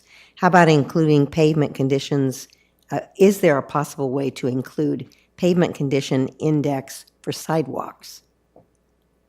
It's not measured the same. Well, it's a different metric, but I get what you're. I understand what you're getting at. So yeah, I think we'd have to figure out a way to evaluate that and monitor progress on it. Yeah. If you look around, we seem to be getting a lot of older folks who are starting to look like commas, because when they walk, they're looking straight down, making sure they're not tripping on any sidewalk hazard.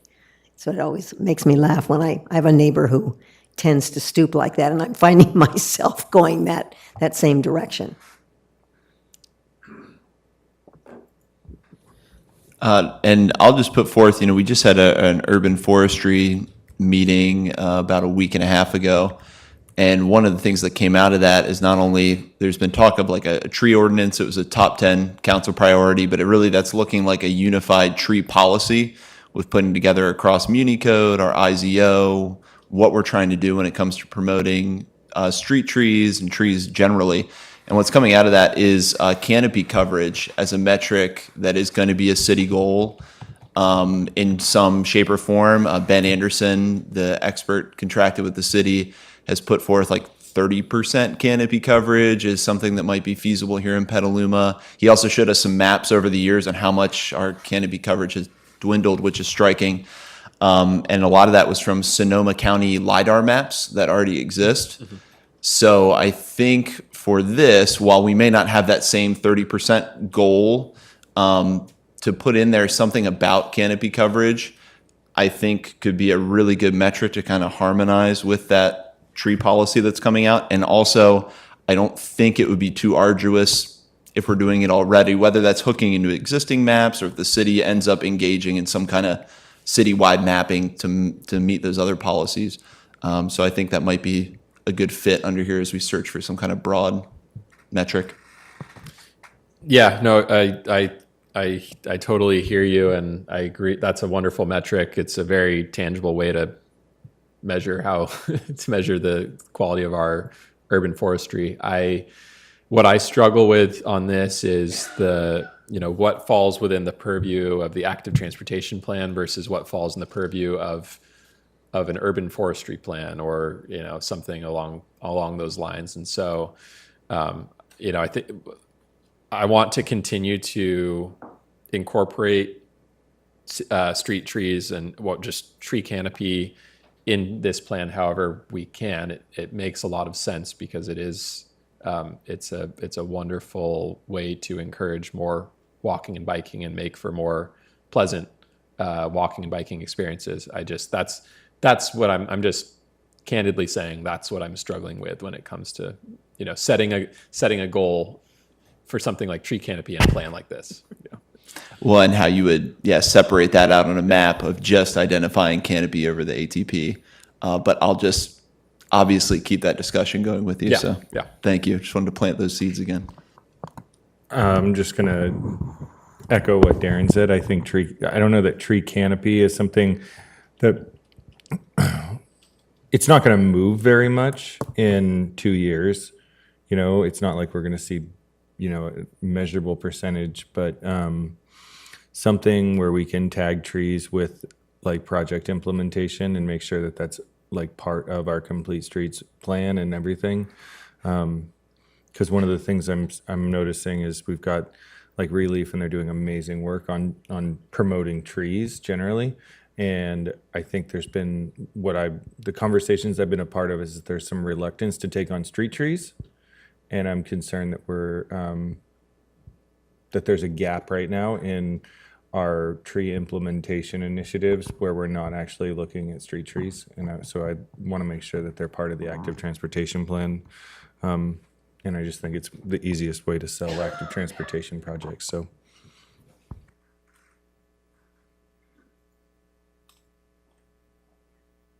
I mean, how do you, is there a way to factor in how well used and appreciated, all of these amenities and the facilities we're trying to get installed, are to the folks who live here? I mean, I don't know how you get to that, but it seems like in terms of comfort and beauty and making things inviting, are people doing it? Are people using it? Are they stopping? Are there benches and the public art? Are they appreciating it and using it? And I don't know how you measure that, but that seems like that's on the human scale. If there's a way to get to that, that might be worth thinking about. Yeah, it sounds like it would lend itself well to a survey of some sort, a community survey maybe of different types of amenities. I would say just anecdotally, the thing that we are hearing the most about right now is street trees. The thing I hear about the most, it seems to be street trees. To a lesser, I don't hear some lighting comes up on our multi-use trails. Mm-hmm. Public art seems to fall under a category of something that people really appreciate when they have it, but it's not something that that is always that people, or maybe Ken and I would say we don't get those requests for public art. Maybe they're going to David, but it does, they're definitely public art's appreciated once it's in place. So yeah, I think that would be a good exercise. Right, occasionally. And is there a way to help the public identify any problems?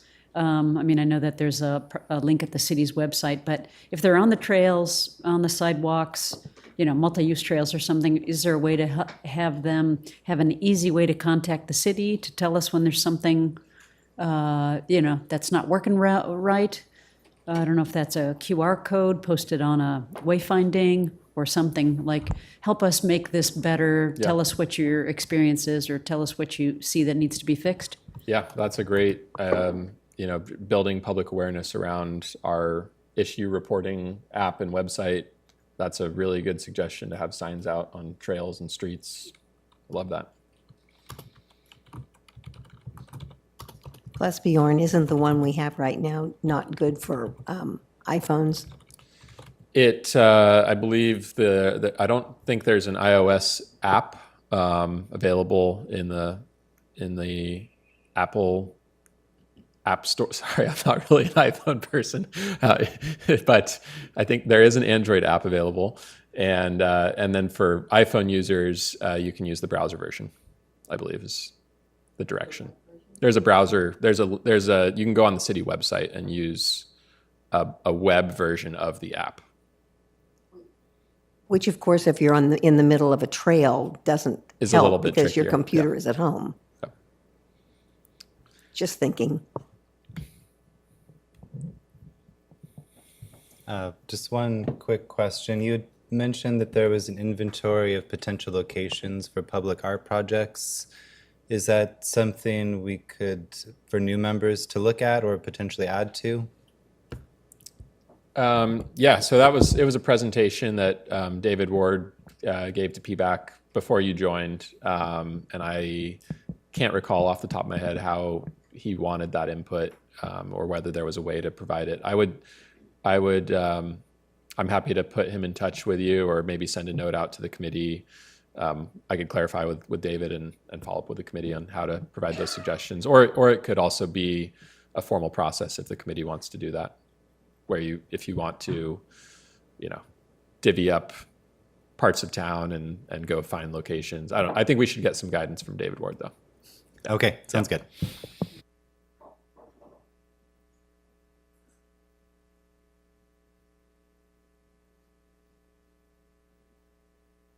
Okay, thank you. Just jotting down that note.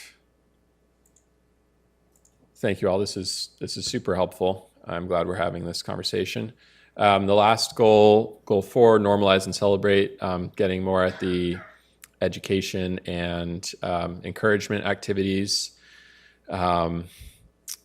So the number 1, provide a bike fleet for city employees. That's something that's actually actively underway. We've got 2 bikes in at Public Works, and I think 4 are coming to City Hall. So it's exciting. Developing printable maps showing the city's existing bike and trail network. So we do have a web map, cityofpetaluma.org/bike map.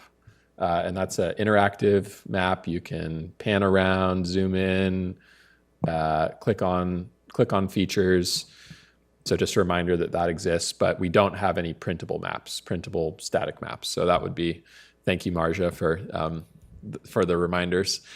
Updating our safe routes to school route maps in tandem with that exercise. That's something that has come up many times over the past few years, that our safe routes maps are outdated. So that could be something that is maybe spearheaded by the city or Safe Routes if they have resources available, or done in partnership. And I think the task force will lend itself to that exercise. Evaluating the Sonoma Marin bike share system once that launches, and considering whether we as a city would want to supplement their system seeking funding for additional bikes as part of that system, or maybe we see some gaps and we want to go a different route. Maybe we want to get different device. Maybe we want to add scooters to the mix, and we want to get our own contract in place. So that could be that's a way something to explore. And then the last 3 really look at trying to make biking more normalized as a mode of transportation for out-of-town guests at our hotels, people attending events, and then also updating our bike parking requirements for development projects.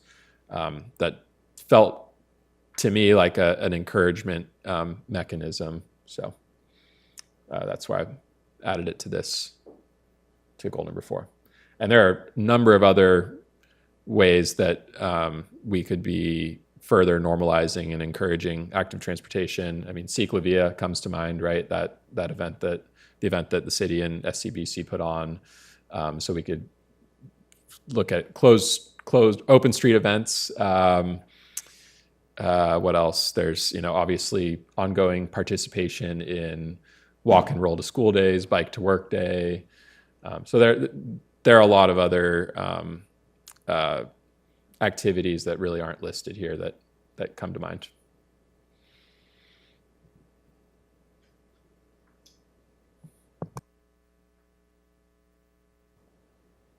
Anyone have any? Just a quick comment.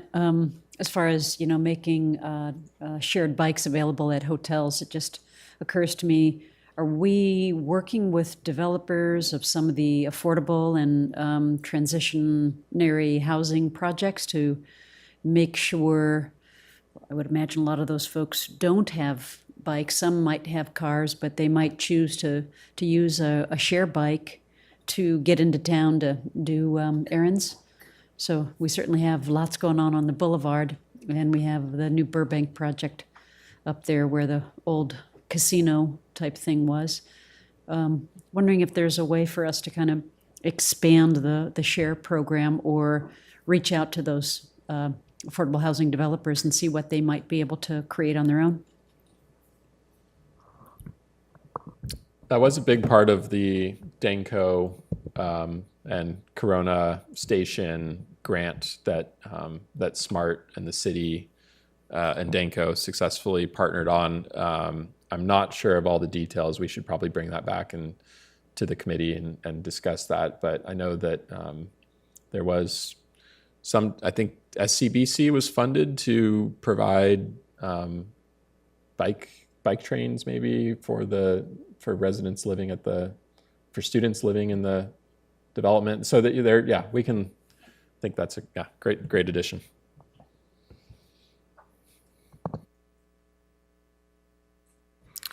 I think there's pretty significant opportunity to get seniors and senior housing, mobile home parks, things like that. Like giving them e-bikes and doing, or doing like bike rides, group bike rides with seniors on e-bikes. Just like actually like putting bikes and giving people bikes. Yeah, Brian, it's making me think about the City Chrysalis project and if there's any way or grant funding to get bikes that the city can work with low-income residents to help them get e-bikes or bikes at all, but preferably e-bikes. I think Healthy Petaluma has some money.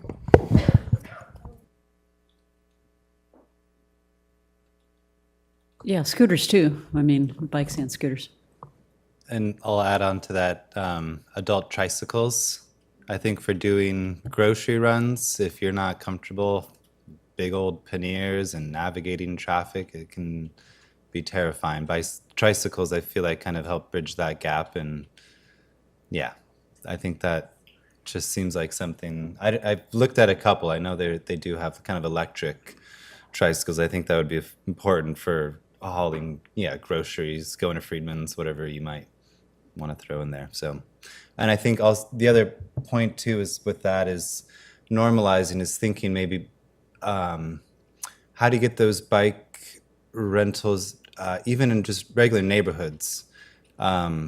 Thinking about if you're in a suburban neighborhood and you want to drive to Safeway, is there a tricycle or something in your neighborhood that you can just walk to, go right to Safeway, come back, drop off your groceries, return it or something. So just, again, that normalize, I feel like is really powerful, figuring out like what are the extra steps we can take to accommodate people who are not bike riders, who don't want to ride their bike. Like how do we accommodate them?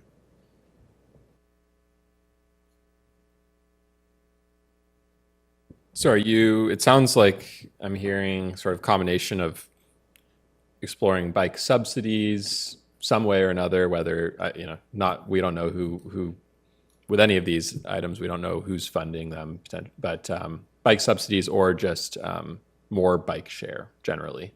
And then having different bike types available through bike share or through these bikes that are provided by development projects, whether it's tricycles, cargo bikes. Is that? Yeah, no, I think that's correct. The part about expanding locations of bike share, I think, is trying to think maybe beyond new development, but where existing development is taking away a parking spot and then adding, a bike or a scooter rental station, for instance. Yeah. I mean, Blue Zones has their thing that they're going to be launching where like they do like paired walks and things like that, like that's a great way to, make all that stuff normal. There's just going to be a whole bunch of stuff with Blue Zones about like healthy living and making, building a culture around active transportation as a form of healthy living. So I would encourage us to just really work closely with them on that project. Yeah, as we were talking, I'm thinking about all of the the movement around walking school buses and bike trains. As there could be a role that the city potentially plays in supporting the development and growth of those, or even just helping identify the routes that are used for those, and then maybe there's some community involvement, or there's an organization that's funded to lead those. So yeah, this has all been very helpful. Thank you.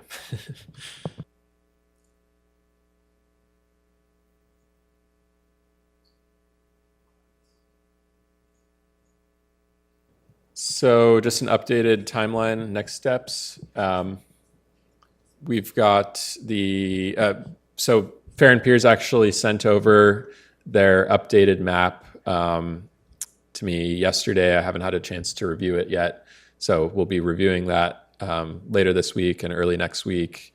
And then we'll get that updated draft map, simplified draft map up on the project webpage, and we'll be sure to get the word out to you all by the end of next week. And I'll also be reaching out to our MAP ad hoc committee to help with that review and get your involvement there.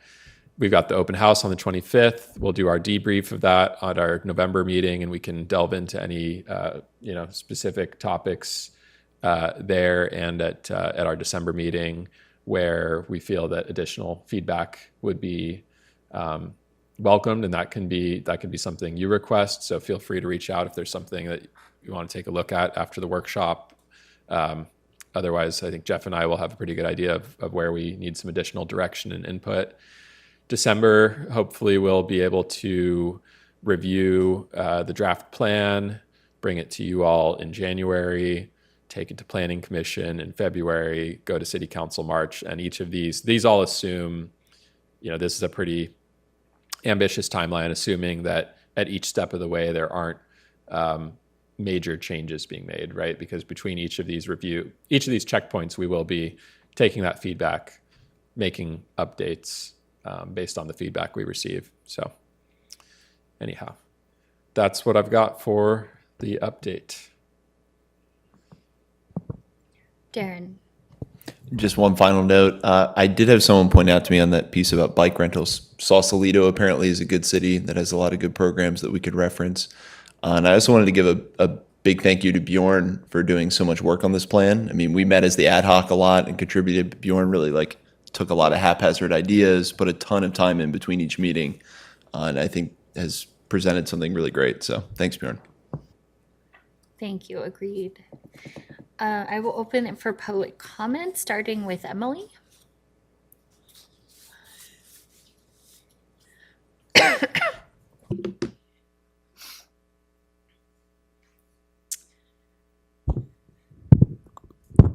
Okay, hello. Yes, thank you also to the ad hoc committee and Bjorn for all the work on this. The vision and the goals and the action plans have really improved. The vision itself is a lot more vibrant, which is great. I just have a couple of comments. The vision itself still seems to stop short of identifying any goals on mode shift, which I kind of find surprising. The last line of the vision mentions people of all ages and abilities feeling empowered to use active transportation. But obviously what we want is for people to actually use active transportation. As an action point, I'm not sure if something like that would fit in under goal 4. I know that travel to school is listed there as a metric, and that's certainly important, but it seems like tracking, maybe the number of trips under 2 miles that don't involve a car, is something else that could be considered, as a metric for whether people are actually using the infrastructure. Along with this, we would suggest that in addition to the goal of normalizing and celebrating active transportation, that this plan really clearly call for prioritizing biking and walking infrastructure over projects that benefit vehicles as a means of achieving all of the city's goals. I know there's been talk at previous meetings about whether that's within the scope of the active transportation plan. But I think even as we heard tonight in discussion around City Thread, this active transportation plan ties into so many other initiatives around climate and safety and community and health. And I think it's really critical to start making these connections clear and reinforcing them whenever possible. So thanks. Thank you. And David Felix?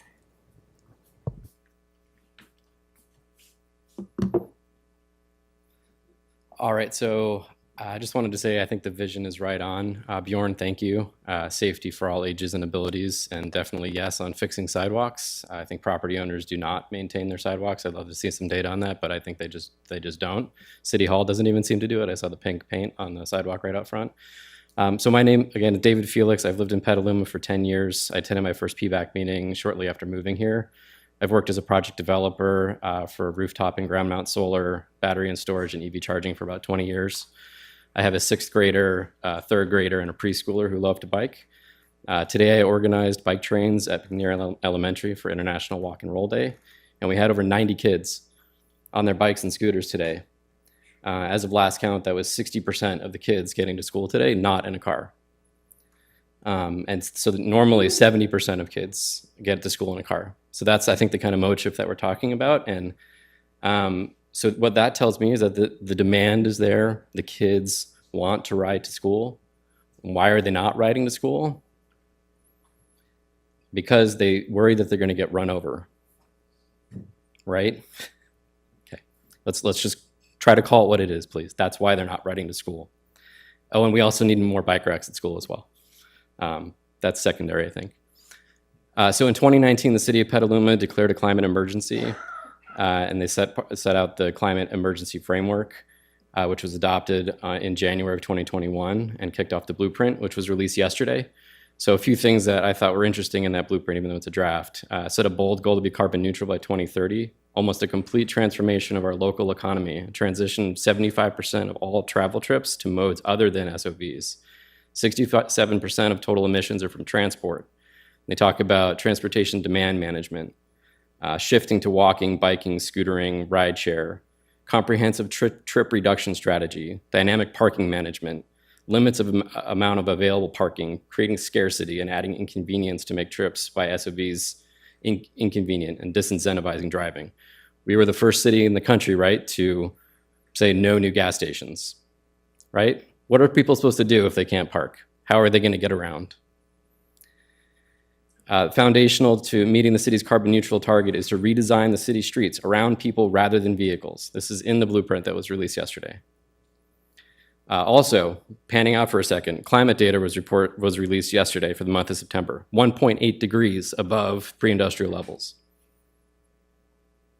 You all saw Brooklyn and other dense areas of New York over the weekend underwater. We know about fire and smoke here. We know what a climate emergency is, but I don't really feel like we're treating it like one. I think everyone's hearts in this room are in the right place, but I fear that we lack urgency and creativity to think about what is possible and what this group should be advocating for. All right, that was 2019 that started, and we're talking about climate neutral by 2030. That's 6 years from now. Do you all feel like we're going fast enough?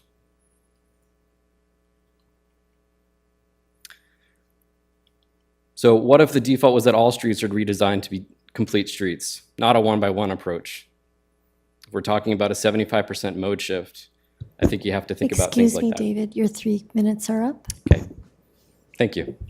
Thank you, David. And Jessica Moses?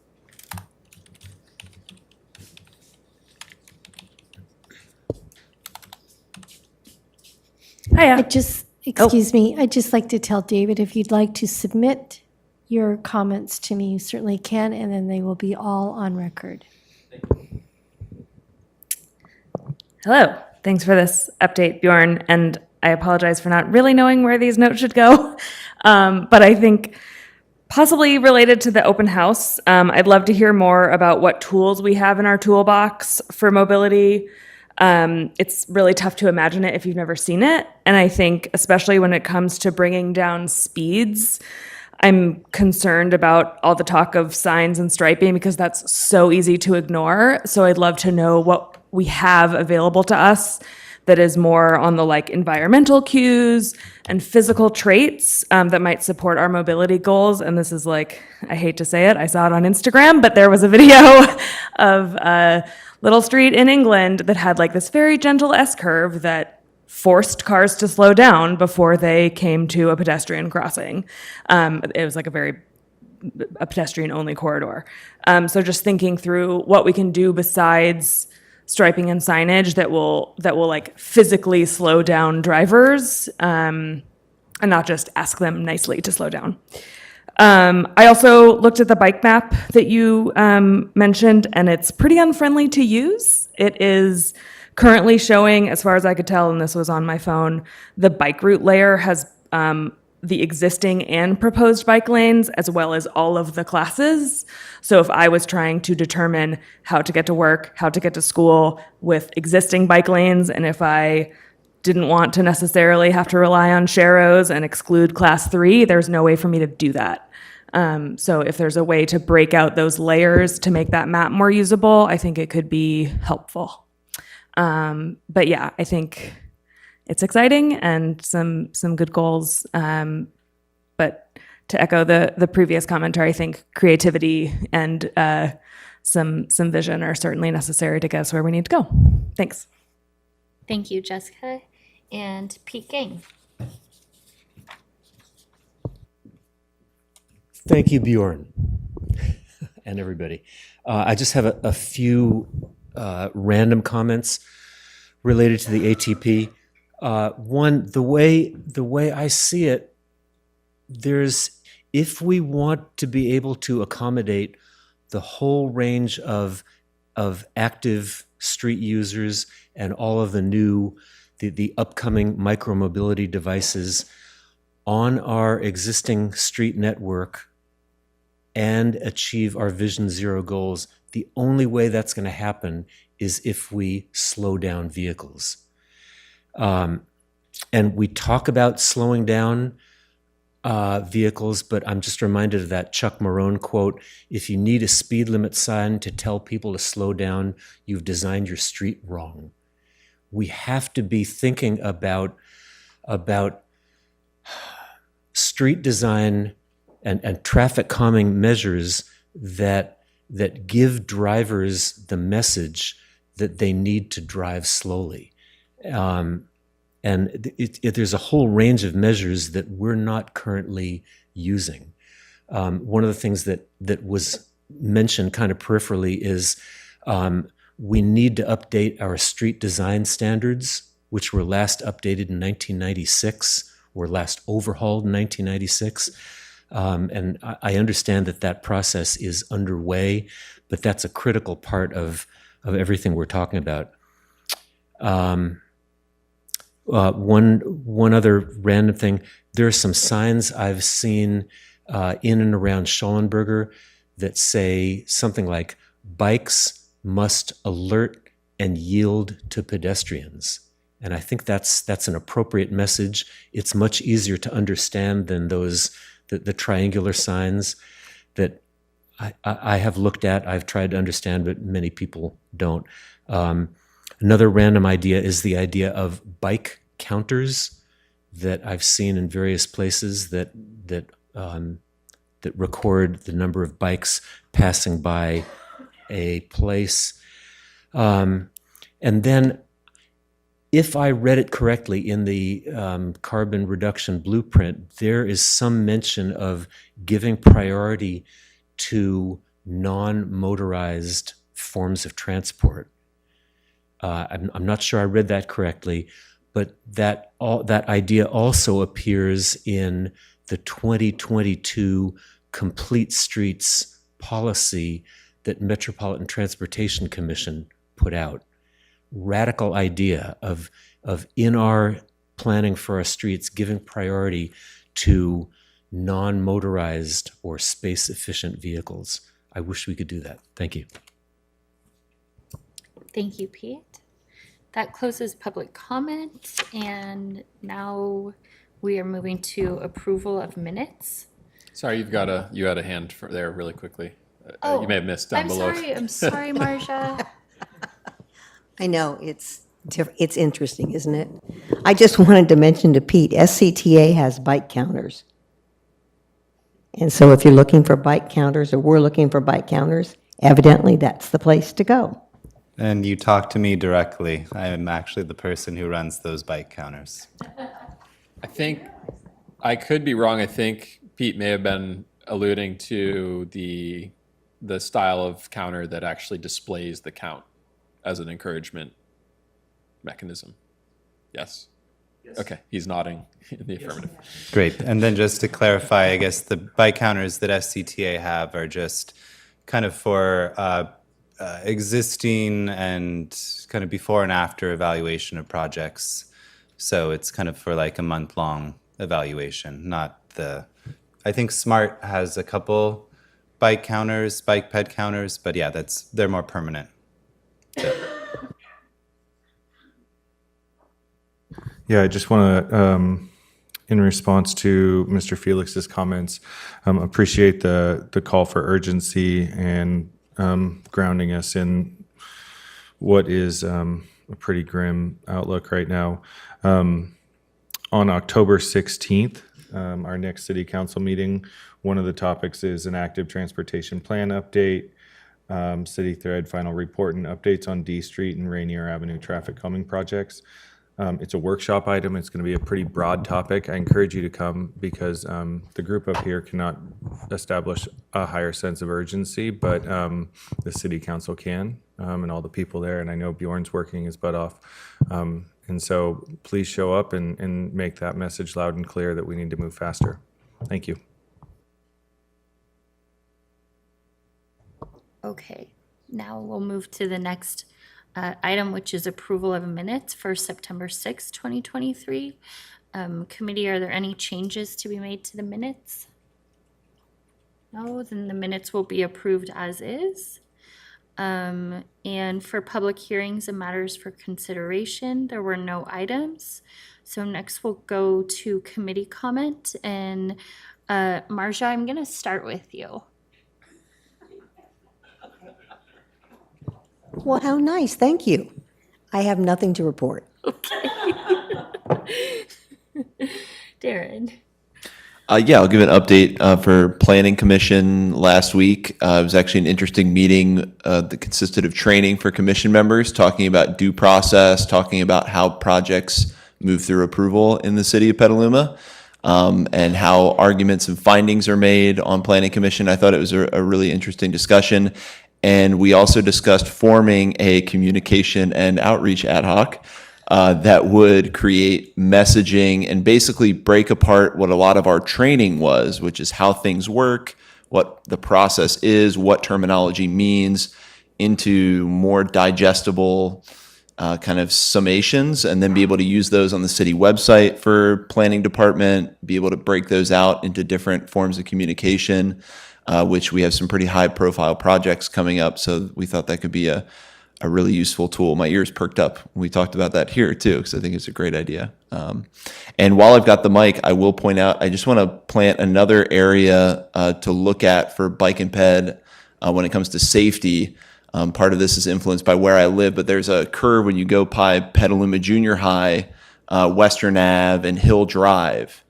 And about 6 months ago, I had to run out and help someone who had fallen off his bike because that bend comes really fast. It's kind of canted the wrong way. There's a high curb on the other side of the street. So if you're coming around this blind curve, you don't see, and there's like the 12-inch curb you run into. And also the street isn't great there. This gentleman fell and kind of skinned the whole side of his body, and I had to go out with alcohol and kind of help him. And he insisted he ride home, which was madness. But then we also had that happen again with someone falling there. And just about a month ago, had someone fall to the point an ambulance had to be called. So, and we have accidents there all the time, car accidents. But putting that aside, I was surprised by the number of bike accidents we've had. So I couldn't help but mention that while I've got the microphone now. So thanks. Thank you. Franklin. Adam.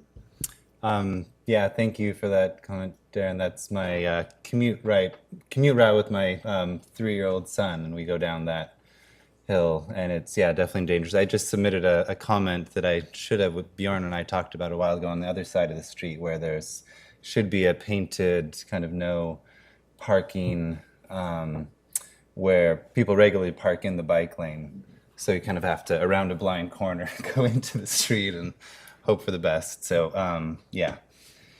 I just wanted to give one quick update that's interesting. On the SCTA side, we were just awarded a grant to start a VMT mitigation bank. So we're in the early stages of kind of trying to figure out how to set that up, looking for best policies, but essentially that's a countywide mitigation bank that when development projects will, get approved, and they exceed the VMT for their predicted travel patterns, that they would pay into a fund. That mitigation money could then be used to try to implement projects that would reduce the overall countywide VMT, which obviously could be implemented here in Petaluma as well. So something to keep an eye out for. Thank you. I don't have an update. I just wanted to note that there was another crash on D Street, a cyclist was clipped by a car, and I don't know if that was reported. I believe that was last week. So we definitely need to make D Street safer. Thank you. Stacy. Thank you. From the Recreation, Parks, and Music Commission, we had a presentation from Relief updating us on their CAL FIRE Urban Fire Management Grant. So for their fall planting, there will be another 77 trees that are being planted. Those are going in at Miwok, Arroyo Park, and Wiseman. With Wiseman, I think they're just replacing some trees that have died. They also got the word that day that the city received a $1 million grant. So there will be a lot more trees coming, which is great. And we also, this is sort of pedestrian and bicycle. We had our big presentation about the skate park that's coming in. We're sending that to City Council. I'm super excited about that. That was a big driver for me to get on this commission, so I can't wait for it to come to fruition at lovely Lucchese Park. That's it. Yeah. I said next council meeting, we're going to be hearing an active transportation update. So I encourage all the committee members here to write into the council members and tell them all your dreams and whatnot. Last council meeting, we approved the subtenant grants or subtenant agreements with the nine businesses that operate on the fairgrounds. On October 17th, there is a workshop to talk about the southern crossing, the Caulfield Bridge. Frank, I know you mentioned that you've been, but it's going to really look at like design features, both like aesthetics and also functionality. So encourage everyone to put that on your calendar if you're so inclined. Echo Nicole's comments about D Street.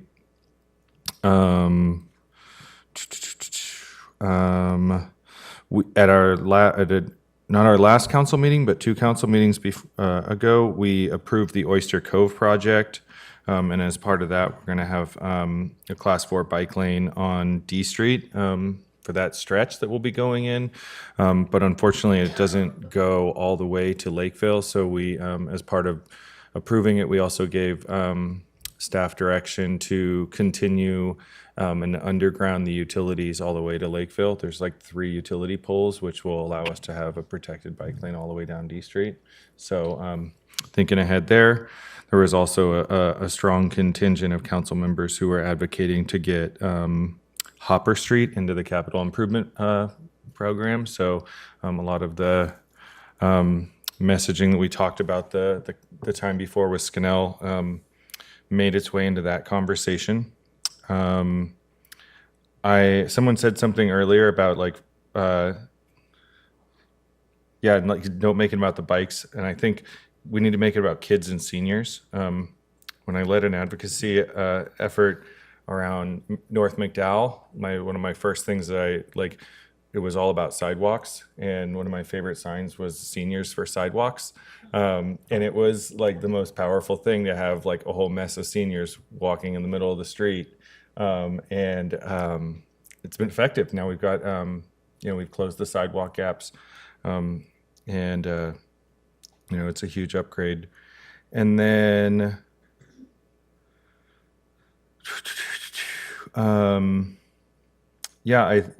I thought we were supposed to have objective design standards. When are we going to see objective design standards here? Yeah, that was actually on the agenda when it was published last Thursday, and then received notice from planning that they needed some more time. So they are going to, sounds like we're aiming for November 1st, our next meeting for that. Great. Okay. And then final couple things. There was a Blue Zones meeting last week on built environment where we talked a lot about some of the concepts that we talked about up here today. I will say it was mostly a kumbaya moment for everybody that was there until we got into parking, and then it got a little contentious with people talking about parking management. but it was fun. And then there is a Blue Zones meeting coming up tomorrow on food systems, so our local food systems. So if food systems are your thing, and you've got free time tomorrow night from 6 to 8, it'll be at their facilities in downtown.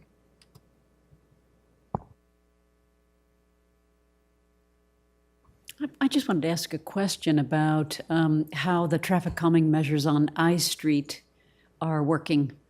And, on that theme of, speed reduction with the signs and the green paint and the other paint. Has that been effective? And do we have a way to know how effective? I'm not sure. I haven't heard from Ken. We've been doing a lot of data collection on several of the projects that have been either recently implemented or that are upcoming. So I'll check in with him and see if he has any data on I Street. We are also planning on installing our first set of pilot speed cushions on that same stretch of I Street. So we've been working very closely with the fire department and making sure that we could create a design that will allow their fire trucks and ambulances to clear the cushions. Basically, they'll straddle the center line when they're responding to calls, and they actually will not run over the cushions, whereas vehicles traveling in the travel lanes will hit the cushions, so they'll have to slow down. So that's coming up. I'm not sure on the timing, but Ken's been working pretty closely with fire on that. Bjorn, can you clarify, is that like a speed table? It's got speed cushions have gaps in them. So there's basically if you imagine a typical 2-lane road, there would be 3 cushions, one basically centered in each lane, and then one straddling the center line. And then so those 2 gaps are basically roughly in the middle of each. Well, not quite in the middle, but there are 2 gaps that are spaced so that only larger vehicles, fire trucks or ambulances, can clear them. If a private vehicle were to try to make that same maneuver, at least one of their wheel paths would hit the middle cushion.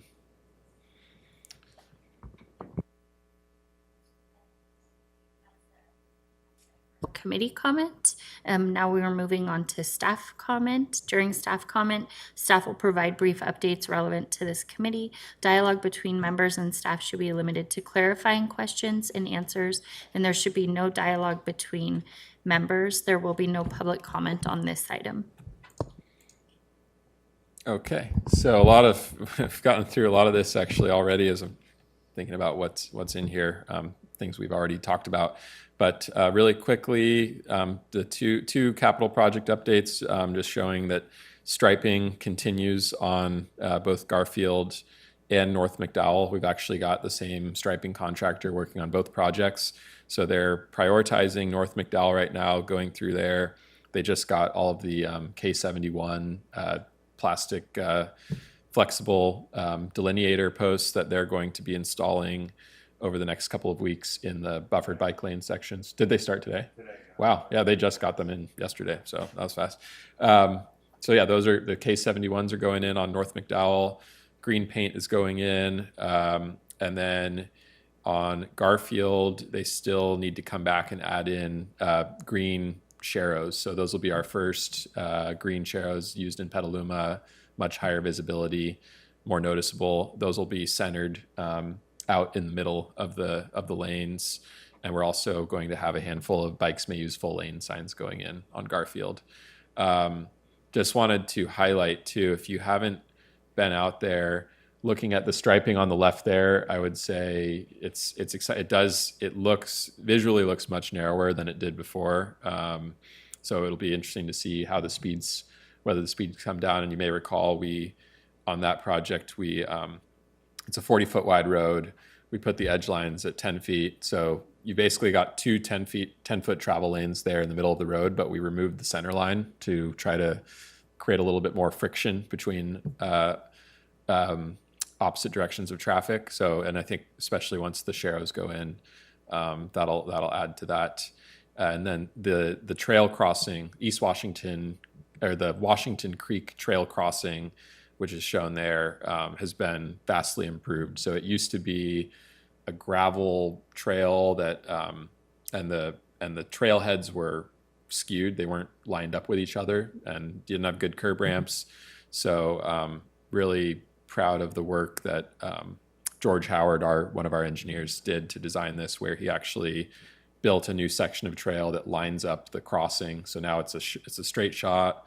We've got the nice bulb outs in there. It's a much better trail crossing. So happy with the way that turned out.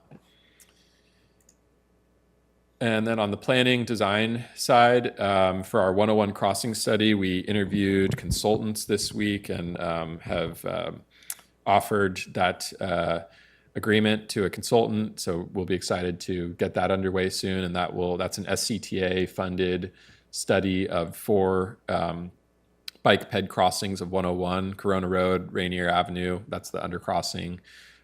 Lynch Creek Trail, focused primarily on the North McDowell intersection, and then also Mackenzie Avenue, the overcrossing there. And really excited. The consultant who we're going with put together an amazing proposal, gave a great interview. It's a firm that has a wealth of experience throughout the Bay Area on freeway crossing projects, and they're very, very well respected and came with a lot of great ideas to the interview. Honestly, they'd already done their homework and had a really good understanding of the challenges at each of these locations. So be excited to hopefully share more with PBAC over the coming months as we get that study underway.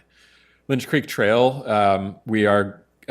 Ken is going to come hopefully to our November meeting with designs for improvements for the entire stretch from Edith to North McDowell. So that'll be the combination.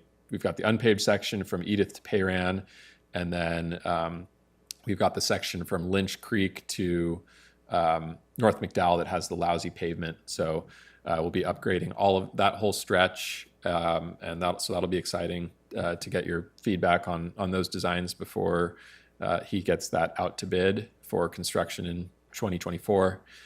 Maria Drive improvements, that went to bid last week. So that's on fully designed and heading towards construction. And then bike wayfinding, we found a vendor who will make the signs for us. So we're going to get the pilot moving forward. And also we're developing a request for qualifications for a citywide plan that would go far beyond what the pilot effort did. Upcoming meetings, October is jam-packed, so my apologies to all of our engaged community members. But so I'll just be going through these one at a time. We've got the blueprint for carbon neutrality that was just released. They're holding their open house Thursday, October 12th, right here before the Climate Action Commission meeting. They do also have an online feedback form. So if you've got meeting fatigue and you want to pick and choose your spots, that's also an option. And then we are also talking about awaiting direction on how you all might be able to provide formal input. So whether that's through an ad hoc committee or just through a presentation to the committee, but looking for ways for PBAC as a whole to provide feedback on the relevant sections of this plan. Councilmember Barnacle referenced the October 16th workshop. I think he covered that pretty well. That's at the council's regular meeting. So obviously with council meetings, you've got several items on the agenda.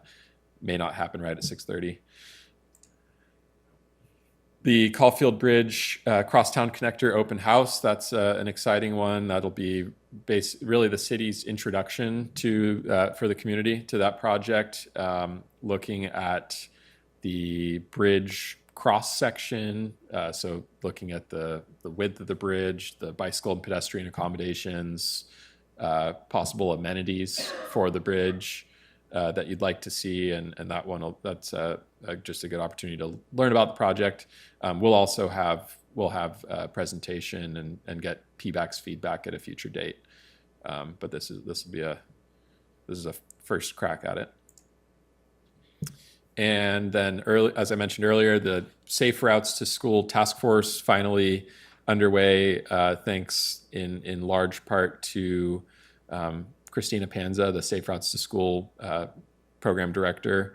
And so that'll be a great ongoing forum for school staff and the school communities to meet with city staff and other community members and focus in on barriers to active transportation at our schools and brainstorm ways to overcome those barriers, whether that's through engineering, so infrastructure fixes, or education, encouragement, enforcement. And really excited to have buy-in from our three biggest school districts in town so far: Petaluma City Schools, Old Adobe, and Waugh School District. And those will meet monthly on the third Tuesday from 4 to 5:30 p.m. And we're going to alternate between the community center and City Hall. So the first meeting is at the community center. That means November's meeting will be here in City Hall. The meeting agendas, we did discuss, some meetings will be citywide meetings, some will be focused just on West Side schools, some will be focused on East Side schools, and all of those the agendas and meeting notes will be posted to the Safe Routes website at the link showing here. Then obviously you all know about the open house. I'm not going to belabor that. And upcoming agenda items. So just the placeholder for the active transportation plan. We've got objective design standards, Lynch Creek Trail improvements. At some point we will come to you all with probably about 50% designs for Howard Street from west to A to get your feedback. We had our community workshop for that project earlier in mid-September to kind of get initial feedback from the community on what they'd like to see in that project. And then Vision Zero update, wayfinding update, our communications ad hoc committee, which sounds like they've got their homework cut out for them after the City Thread presentation. I added the Upper Petaluma River Trail study that Friends of the Petaluma River did. That was a request from Adam to add that. Caulfield Bridge Crosstown Connector, and our the 101 crossing study that I just mentioned. So we've got plenty of agenda items to cover over the coming months, and I'm sure there will be more. All right. And that's all from me. Thank you so much. That adjourns the meeting at, what time is it? 9:13 p.m. Thank you, everybody.